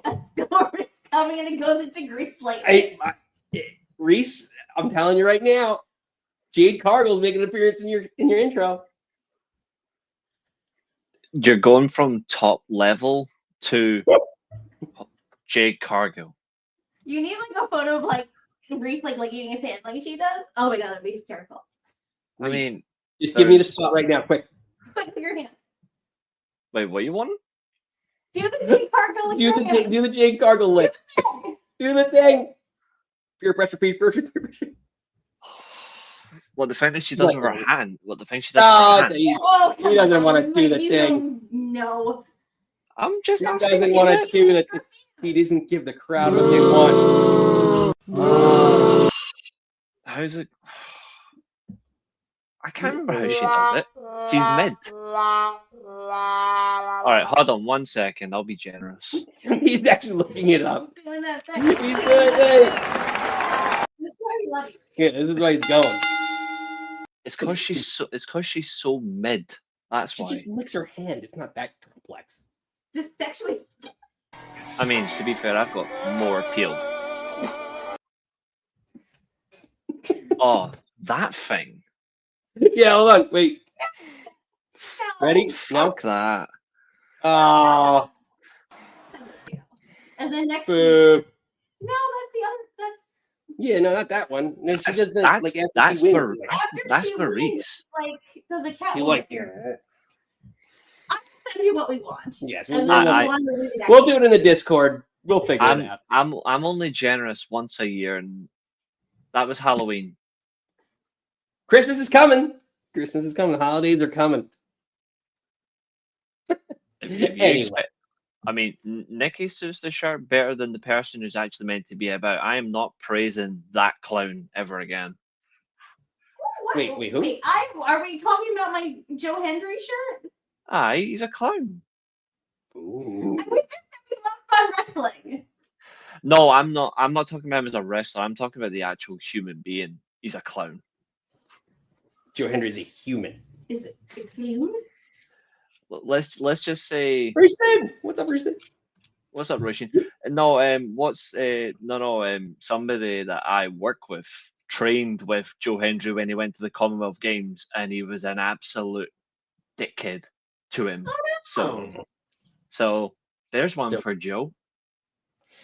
I still think that like Dickhead. I'm still a believer that he like is a mid at best, like a mid card talent in WWE. Like because I just don't think Lower. Yeah, like I He's get like- it. It's Poppy. He's R-Truth and Santino Marella. He's bottom of the pile. We just said we love fun stuff in wrestling. I want to turn around, punch the camera, and clap sometimes. Sometimes I'm simple sometimes. But at least It's when like you, you're talking at about least For the for most of yourself, the time. at least for Sometimes. yourself, at least it stands out when he does it. I just want to say, Fia Hale. I don't like the. That's what I'm saying. I do not like the. It's been overdone. See, the problem is, and this is not really his fault, but his gimmick was fine for so long, and then he became so much with it, and it just he became more of a meme than somebody you could buy into, and that's why a lot of people have went off him. A lot of people just don't care. I mean, I'm at the point where I'm like the sketches, like they're fun, like the American Pie skit and like all that stuff. Like it's amazing, but like to me, like it's similar. Like that's why I love that stuff. I do enjoy it, but it's a mid card. Like that's why I love to see like Danhausen in WWE because I think Danhausen is the perfect type of guy. Like again, it fits. Like having to do backstage segment, maybe a match here or there every 3 weeks. Perfect. No, I've said that before. Like I agree. I actually think Danhausen is better suited to WWE. It's not that Danhausen sucks or anything. Danhausen's actually all right. It's just Danhausen doesn't fit in AEW. And no, not at all. And that's not a negative on him. That's not a negative. It's people fit elsewhere and people have their natural habitats. So like Jey Uso, for example, his natural habitat is DUIs. So that works. Bill Goldberg is non-existent. That's his habitat. But there's mannerisms, like everyone has a place to be. And I think Danhausen is there. So I think Danhausen is right for WWE. And I think when I look in a logical perspective, this might upset a few people, but Ilya Dragunov is far more suited in AEW than he is WWE. Oh, 100%. That Reese, you and I couldn't agree more. Because AEW is geared towards more wrestling than WWE. It's basically 80s NWA versus like 80s WWE. Like you look at the professional wrestler versus the entertainer, and that's natural. So I agree with you. I think some wrestlers are just that's how I always base a talent on, even though it's certain decades ago. I always look at the mold of one type versus the other. So and that's just natural for me. That's how I base it on. So if I did a swap tomorrow, I'd swap Dragunov for Danhausen tomorrow, and it wouldn't be a bad trade for either company. It would actually be an accurate swap. Or to be honest, even another one I think actually makes sense because people are obsessed with him. I would honestly swap either Jericho or Copeland for Finn Balor. I'd let Prince Devitt revamp himself in AEW, let him have a run, and I'd do the same for AJ Styles because I miss prime Styles like that. So I would do a double swap. I'd also swap out. You know who would be really good in WWE, and I don't know who I'd swap her for. Harley Cameron.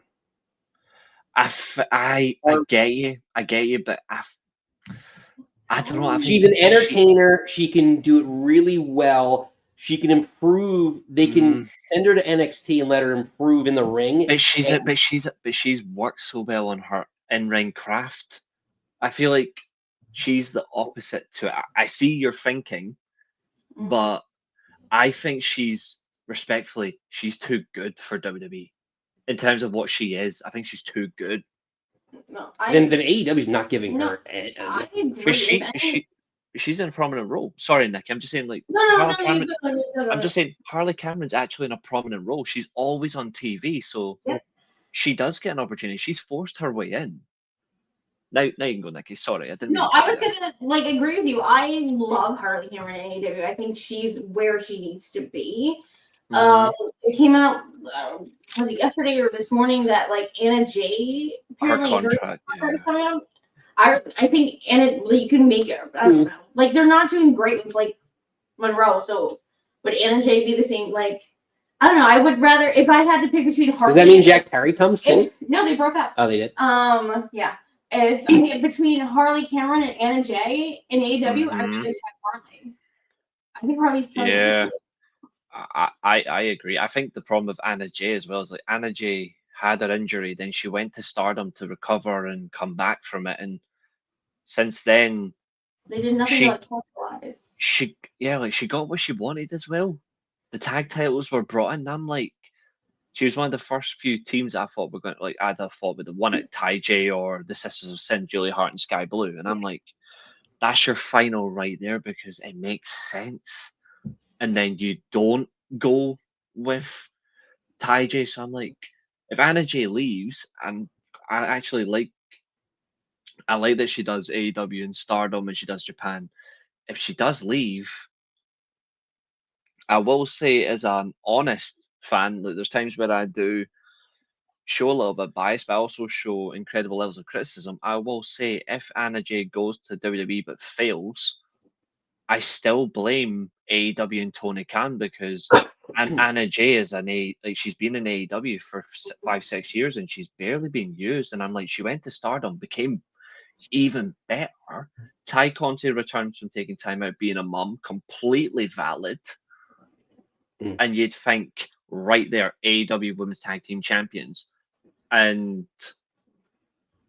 you've respectfully, I know Megan Bain's brilliant, Marina Shafir's doing really well. Timeless Tony Storm is just going to turn heel on Mina Shirakawa anyway and become tortured Tony Storm. Oh yeah, she'll turn heel. Ooh, Reese, you better call in. Tomorrow's show is going to be fun and saucy. Tortured Tony Storm is coming eventually. It will come. We'll discuss. But I think personally that if Anna J ends up leaving, I personally think AEW has dropped the ball. And people can come at me like that. I'm cool with that. There's times where you need to criticize a promotion, and that is one of those examples where I will criticize them because it's an original. And if you do your originals dirty like that, then what the hell? Yeah, like when she came out with like Brody and was like his 90. What do they call her? Was she 99? 99, yeah. Okay. Yeah, and then she like was like tapping out Brandy. And she was the Queen Slayer, and like again, honestly, we lost Brody, and yeah, I'm trying about Brody. But like, I just feel like Brody saw so much in her, and it's just like they did a little bit. Like obviously, the Dark Order kind of fell apart after Brody, but it's just like there was so much potential there that I feel like they're not, and especially her coming injured, getting the back and doing Stardom. I feel like she could be a big deal. And honestly, between her and Blake, maybe I think there's more potential in Anna. I don't. The weird thing as well, though, I seen something the other day that I haven't actually brought up on. I didn't even bring up on my own stream because it only just came to my mind now because we're talking about it and it's mental. Breaking news from Reese. Love it. I saw something the other day, and I don't know how people can blame this. I saw people blaming Chris Jericho for Anna J not getting anywhere. I was like, he personally brought her into the inner circle. He brought her into it, so how is it his fault? And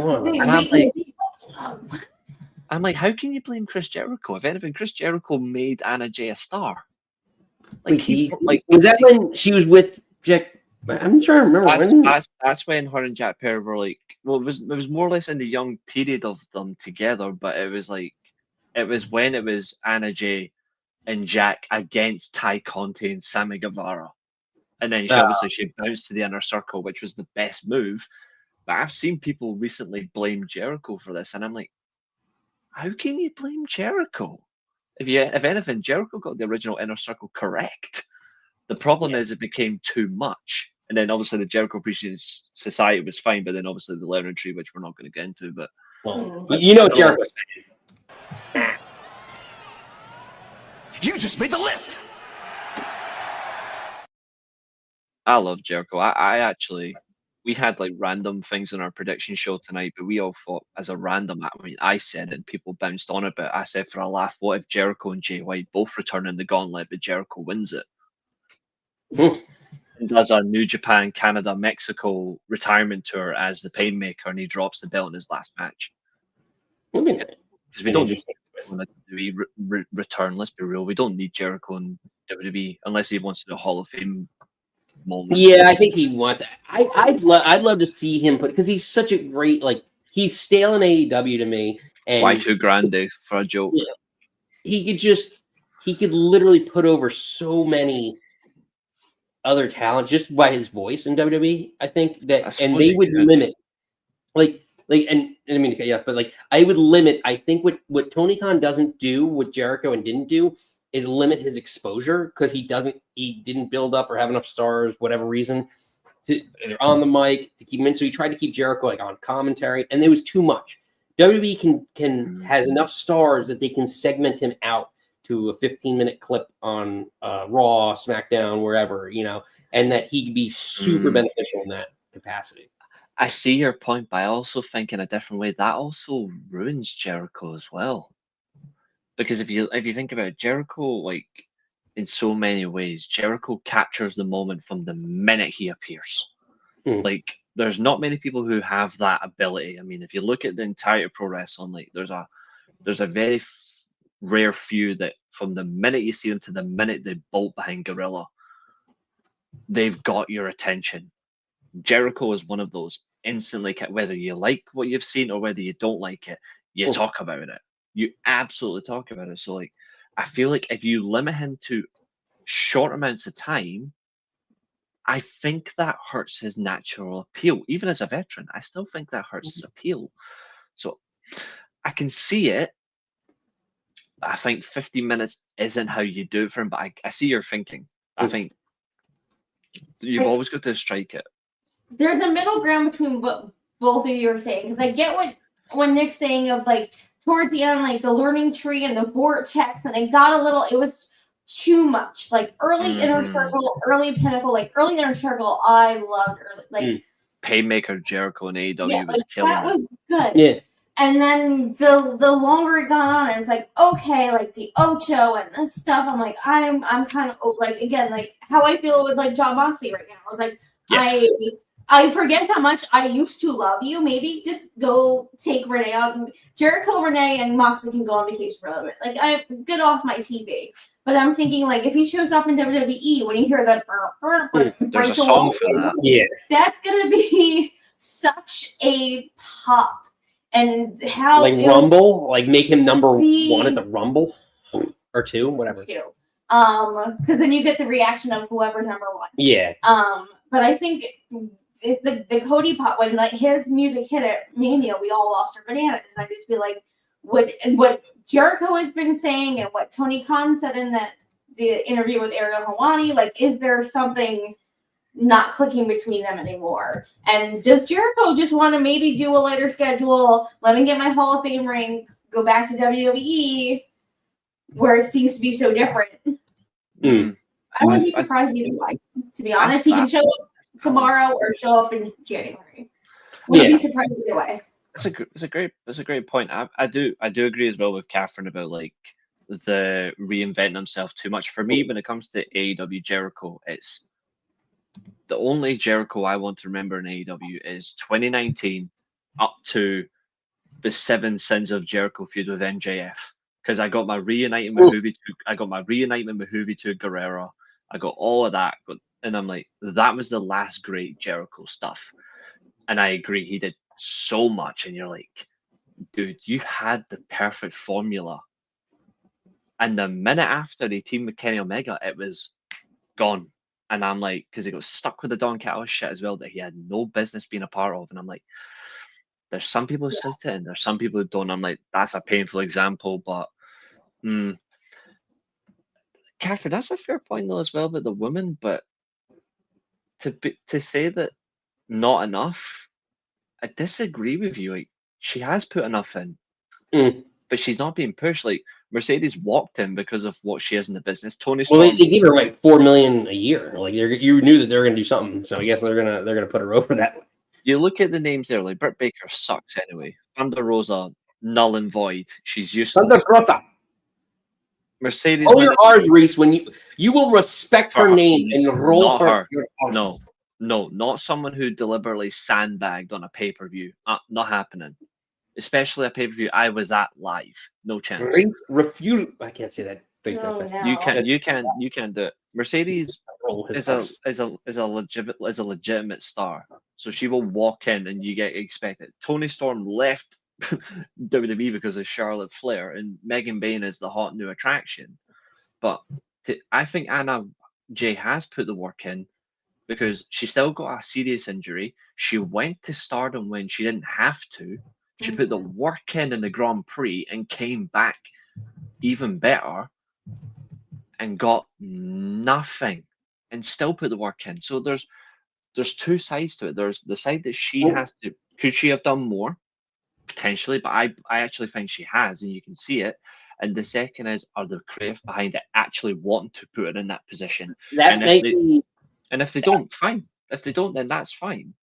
It might be Kat's Maxxine Dupri situation, like or Joho. It's like the equivalent of, you know, it's like, did she put in enough work? I don't know. It's an interesting. We already put one title belt in the graveyard last week. Now the women's Intercontinental titles, rest in peace. Like why on earth? Why on earth are we giving it to somebody who is too busy doing TikToks? Kat is going at you. She's on level with Megan Bain.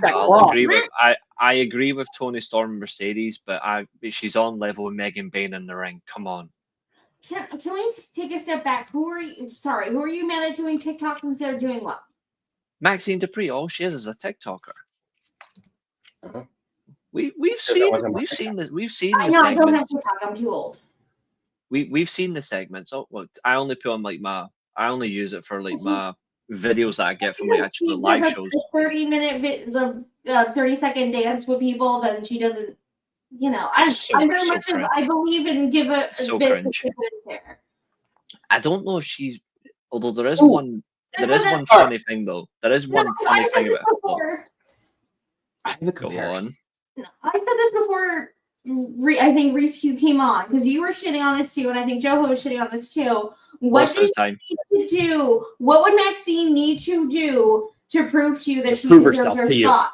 What would she need to do? Does she need to do like an open challenge and fuck up people every week? No, like, I can. A 30-minute workout video. Like what? What's not? No, I can. No, I can answer this one very, very simply. And when I look at her, I think of one word: valet. I don't personally see her as a wrestler. I see her as a valet. But what I will give credit for, where credit is due, is at least she's actually trying to work in the ring.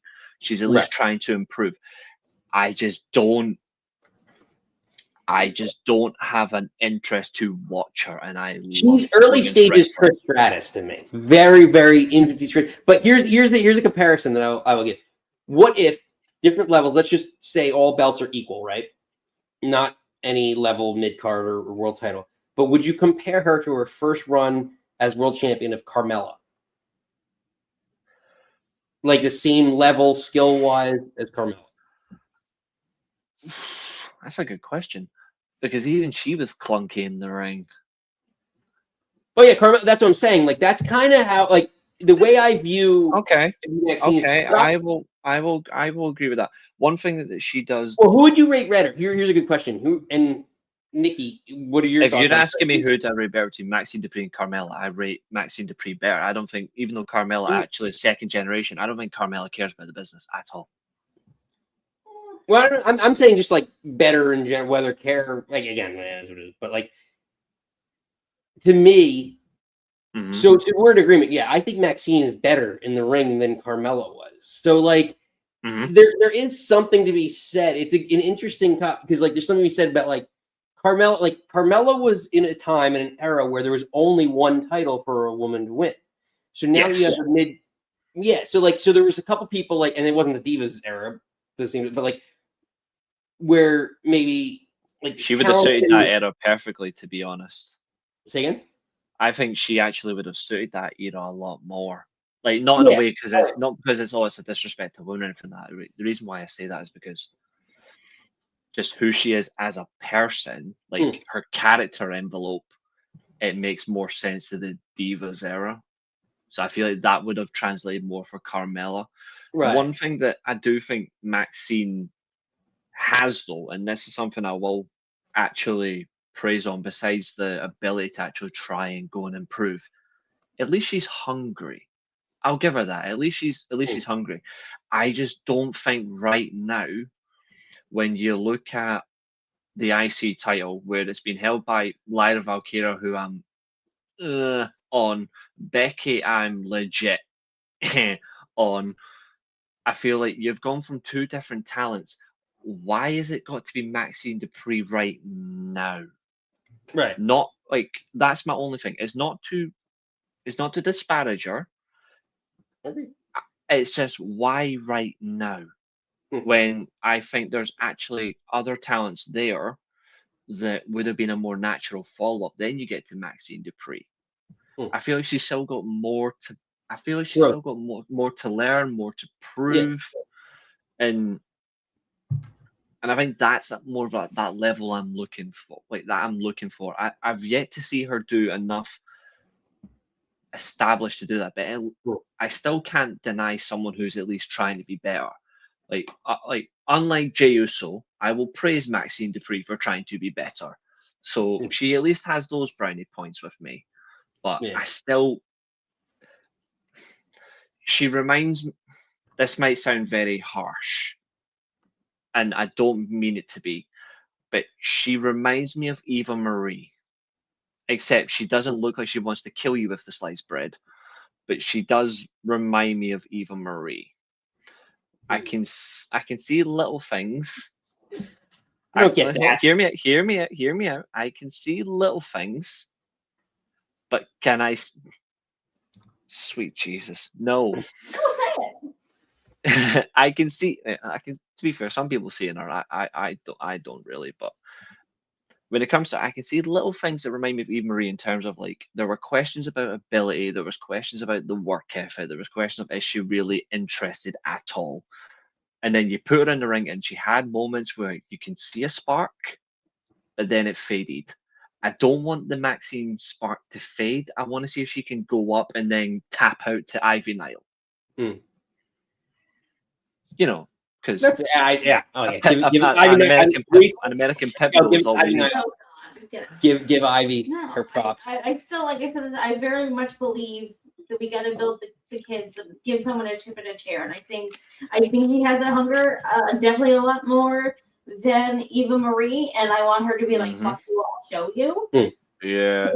That's what the young kids have to have. Like, I put it in the chat earlier. I don't know if you saw it, but I put it in the chat earlier on where I actually think is a bold claim. I mean, it does kind of go against what I said about Maxxine Dupri, but it's not against her in any shape or form. But I do think WWE are afraid to get behind the younger talent because they're not actually delivering the way that perhaps they would want to. That's why they keep going back to the part-timers and the older talent and the veterans and the billions of Samoans that keep floating in on time machines. It's I think the TKO influence is really big on that. I think that's got a lot to do with it. Them plus who's in charge. Like everyone's got their favorites. Like that's a reality. Everyone's got their favorites, but at least there is one bonus. At least there's one bonus now that Maxxine Dupri is the Intercontinental Champion. There is one bonus. It means I don't have to wish Becky Lynch to win matches. Oh wait, no, that thing's over. I don't care. I don't care. Well, start this up before you know it. Yeah, rage against the machine, or is it more in my case, rage against the ginger? But hey ho. Reese, well, you don't have to worry about that. Reese, last shot before you get out of here. The Nick Club Happy Hour is like a bottle of Pepsi Max. You buy it, you drink it, you want more. So hit the like button, hit the subscribe button, open up your bottle, drink the enjoyment, and laugh away as Nick tries to claim everyone gets buried whilst Nikki tells him he's wrong. Fair enough. Sir, relax. Sir, you did the thing. Reese and I always salute each other because we believe in something. I can't talk to say goodbye to Reese. I can't say goodbye to you can learn the production side of things and do it on your own. Oh, you can learn my foot up your butt. Unbelievable. But that was a great call. Ring a ding dong dandy. Thanks, guys. You knew I was gonna get that one in. Of course. All right, Nikki. Last call. Say his name and he appears. I believe in Steven.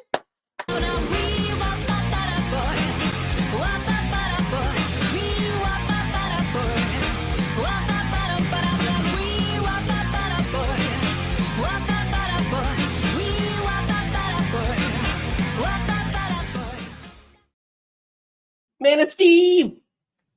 No. You're like Man of Steve.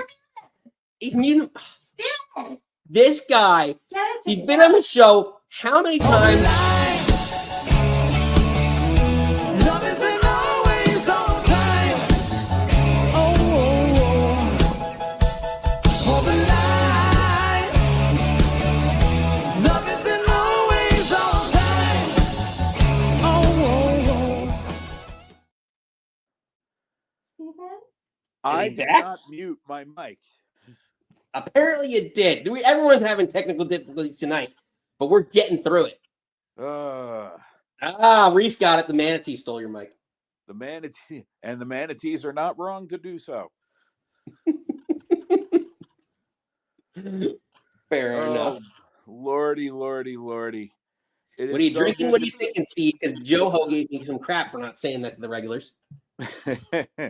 It is so good to be going into Thanksgiving week and not have to worry about seeing like a Thanksgiving street fight match or the gravy bowl match or whatever where the main gag is they get hit over the head with a turkey or they get thrown across the table and cranberry sauces all over them or they get a face full of sweet potatoes. And now I'm hungry from saying this, so I'm going to move on. I know, you're getting me hungry. That's next week, Survivor Series. Yeah. All right. Where to begin? Something I had left over from last week. If you're gonna heckle anybody, this is in reference to Nikki Bella, not from this past Raw, but from the Raw before. If you're gonna heckle anybody, A, please make sure it pertains to the storyline, and B, get your facts right. Thank you. I mean, Wait, come on, everybody. Boston was chanting at her that like when John Cena left you or but she left John Cena. Oh yeah. Correct. And it had nothing to do with the storyline anyway. So why even bother bringing it up? Yeah. But Boston got a Boston, so. Yes, it does. Yes, it does. I mean, Jesus. And for what it's worth, just quickly about Jericho, take this for what it is, but Jericho's band is scheduled to be on tour in England and Scotland for most of the month of February. Reese, where were you on this, Reese? Yeah, he's playing Glasgow, so you have a chance to go see him. Steven, I'm convinced that you have a second life as a booking agent or a manager of like either movie stars or like musical acts, because you seem to know all these schedules a little too well. I would love to be able to be a tour booker because then the routing would make a whole lot more sense on some of these tours. That's fair. Just if you ever see how a lot of them like they crisscross or they have to go the length of half the country with all their tour gear and staging in like the space of a day and a half.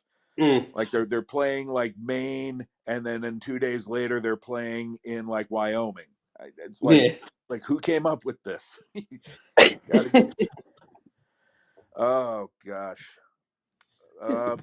Where else to go? I'll save the Maxxine stuff for last.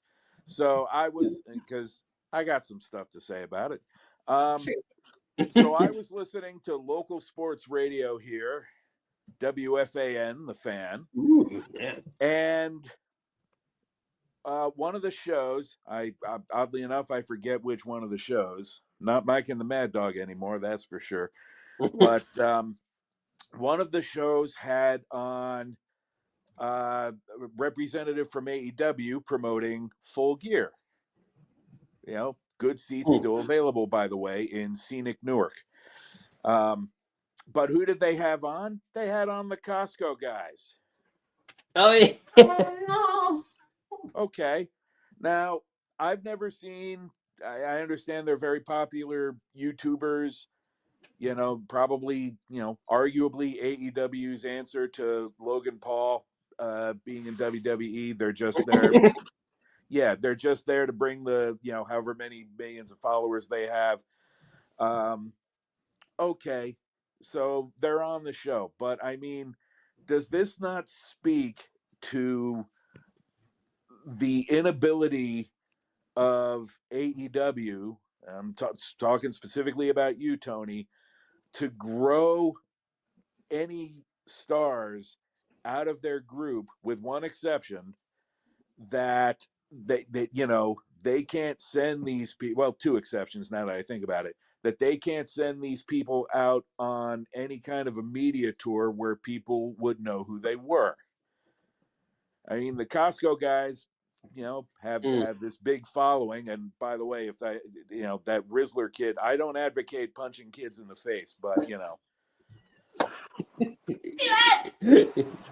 but if I were, that might be a good place to start. I can't stand that friggin' kid on, whenever I see him on a commercial.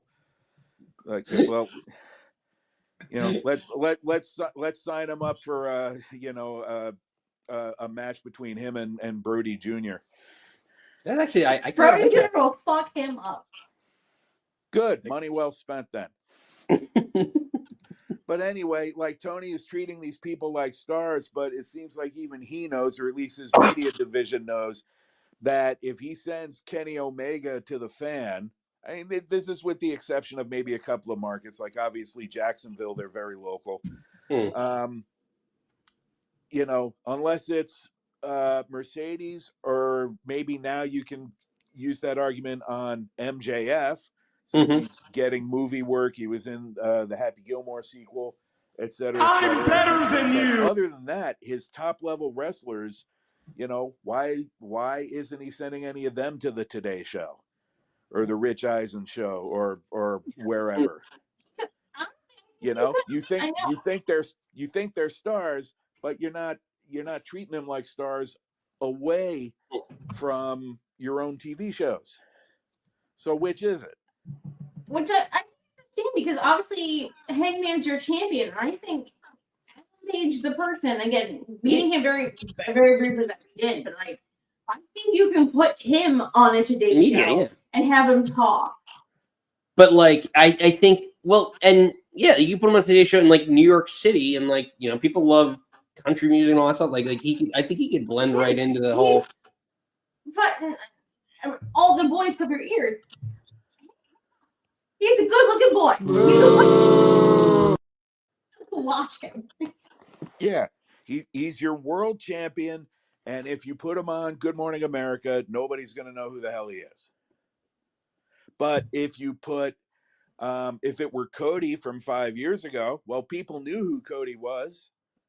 People know who Cody is now. People knew back then who Jericho was and is.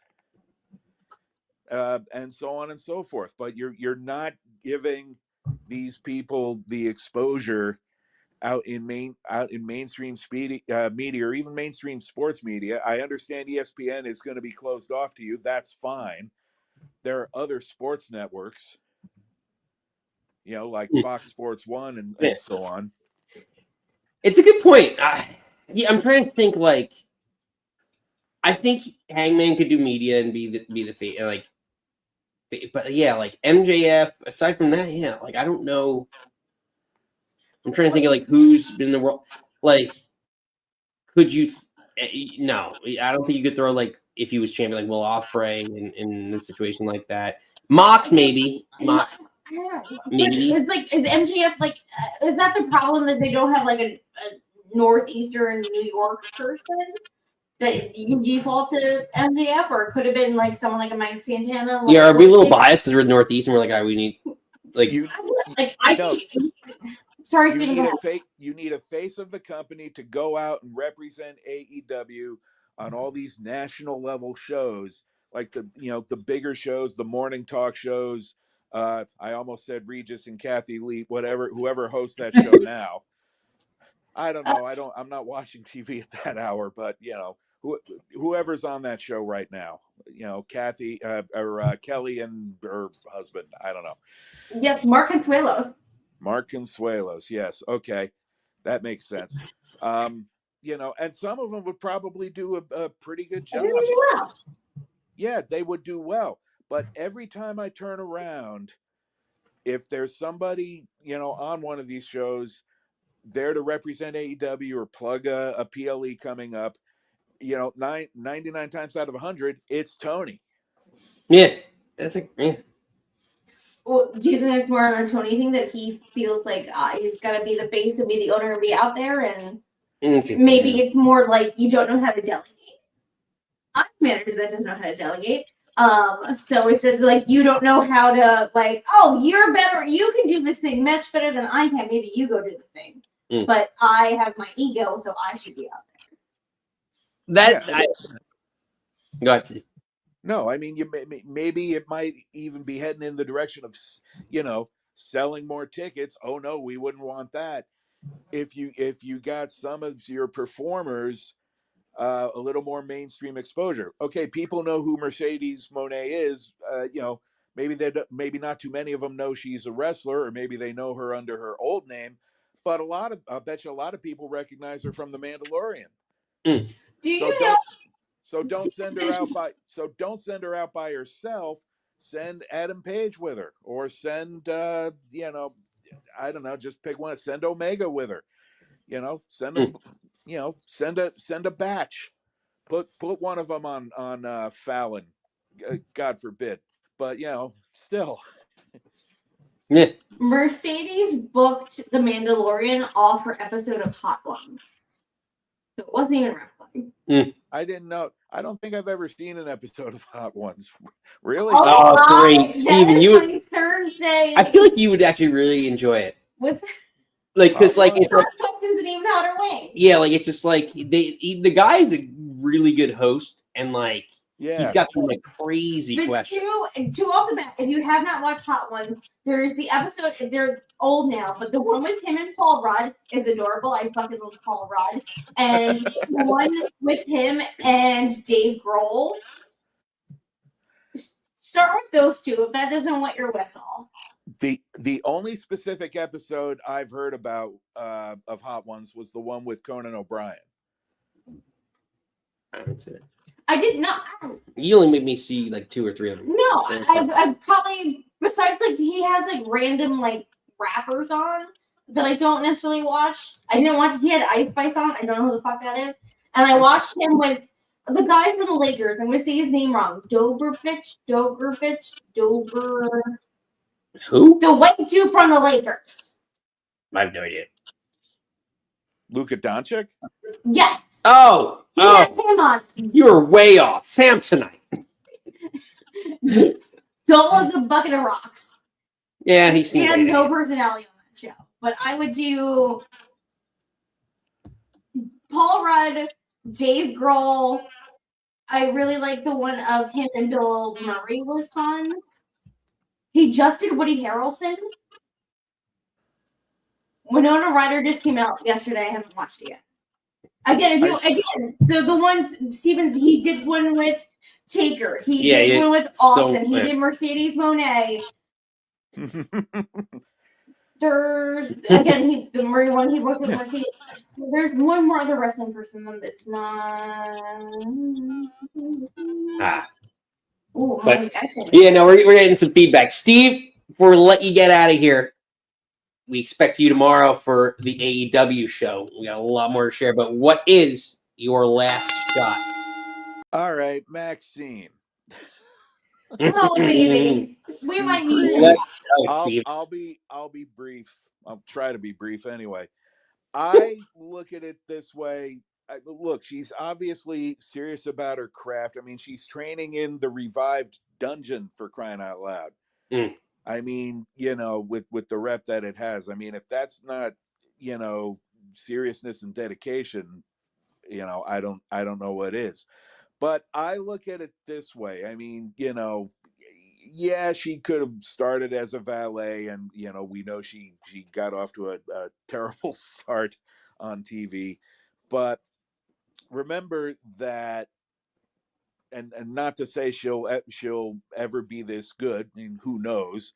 But remember that Trish Stratus started out as valet, right? And when she started wrestling on a regular basis, she wasn't very good. Obviously, she got better and better and better. Liv Morgan when she was first called up to the main roster wasn't that good. I remember there was a small stretch where Candice Michelle came back from an injury, and all of a sudden she was really showing some improvement in the ring, and that didn't last very long because she got hurt again and disappeared.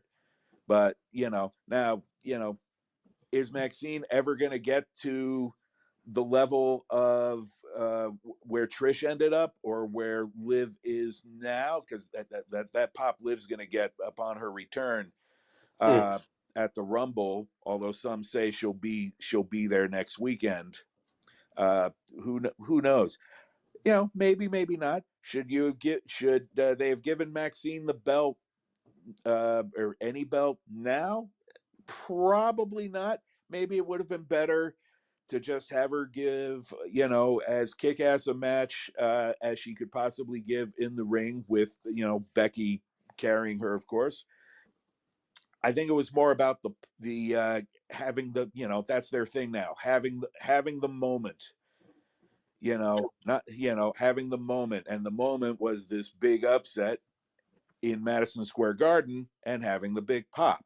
She's not going to have it. I'm sure she's not going to have the belt long. I'm sure somebody else is going to have it by the end of the year.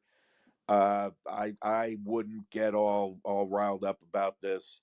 And it'll be somebody a little more experienced and a little more well-rounded in the ring. Not Ivy Nile, sadly, but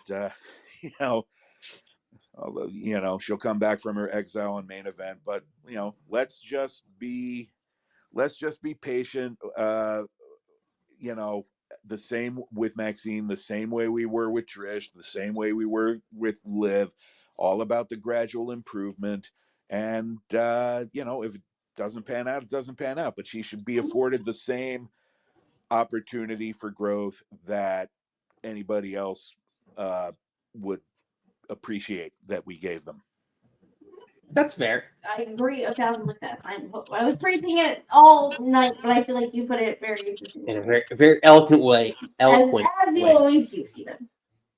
Steve, well put. Pleasure as always having you. We'll see you tomorrow for the AEW. That'll be a fun one, Steven. I'm Happy Thanksgiving from the Manatees. Ladies and gentlemen.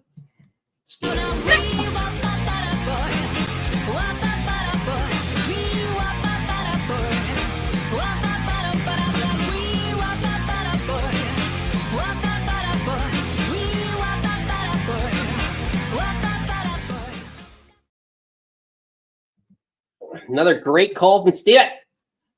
Regulars taking us out.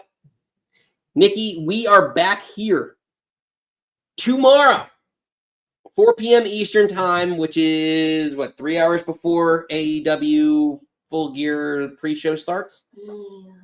So, Reese, Steven, regulars, AEW regulars. Kat, I know, Kat, you didn't call in tonight, but tomorrow is your time. You made your debut. Now you got to follow it up. Tomorrow's your time to talk AEW. We are back here tomorrow, Nikki. So that'll be a fun one. 4 p.m. Eastern.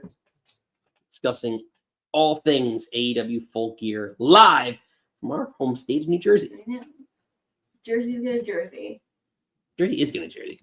Oh, Kat's got the thumbs up. Kat, we're waiting for it. The feistiness. Let's go. Bring it tomorrow. Yeah, Kat never heard of Hot Ones, and that's a good one. So we just turned on Kat's.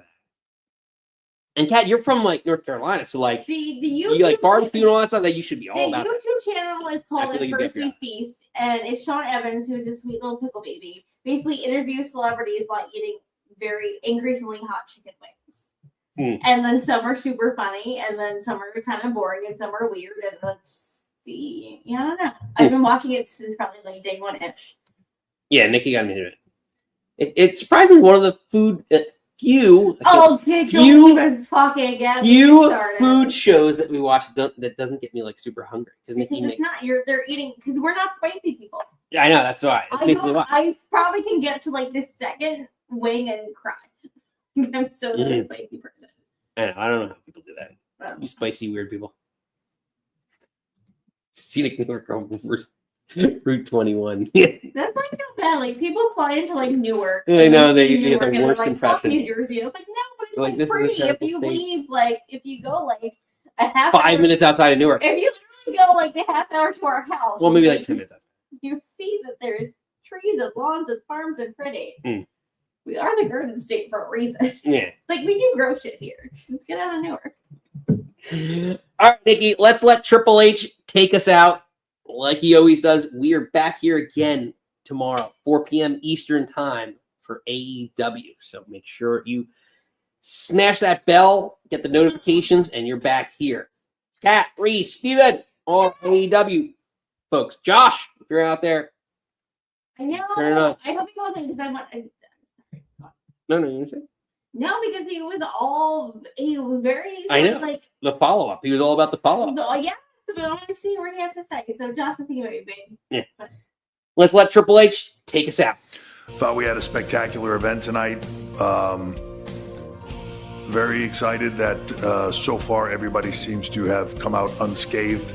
You know, banged up, bumps and bruises, but nobody seriously injured, which I always hold my breath on these events.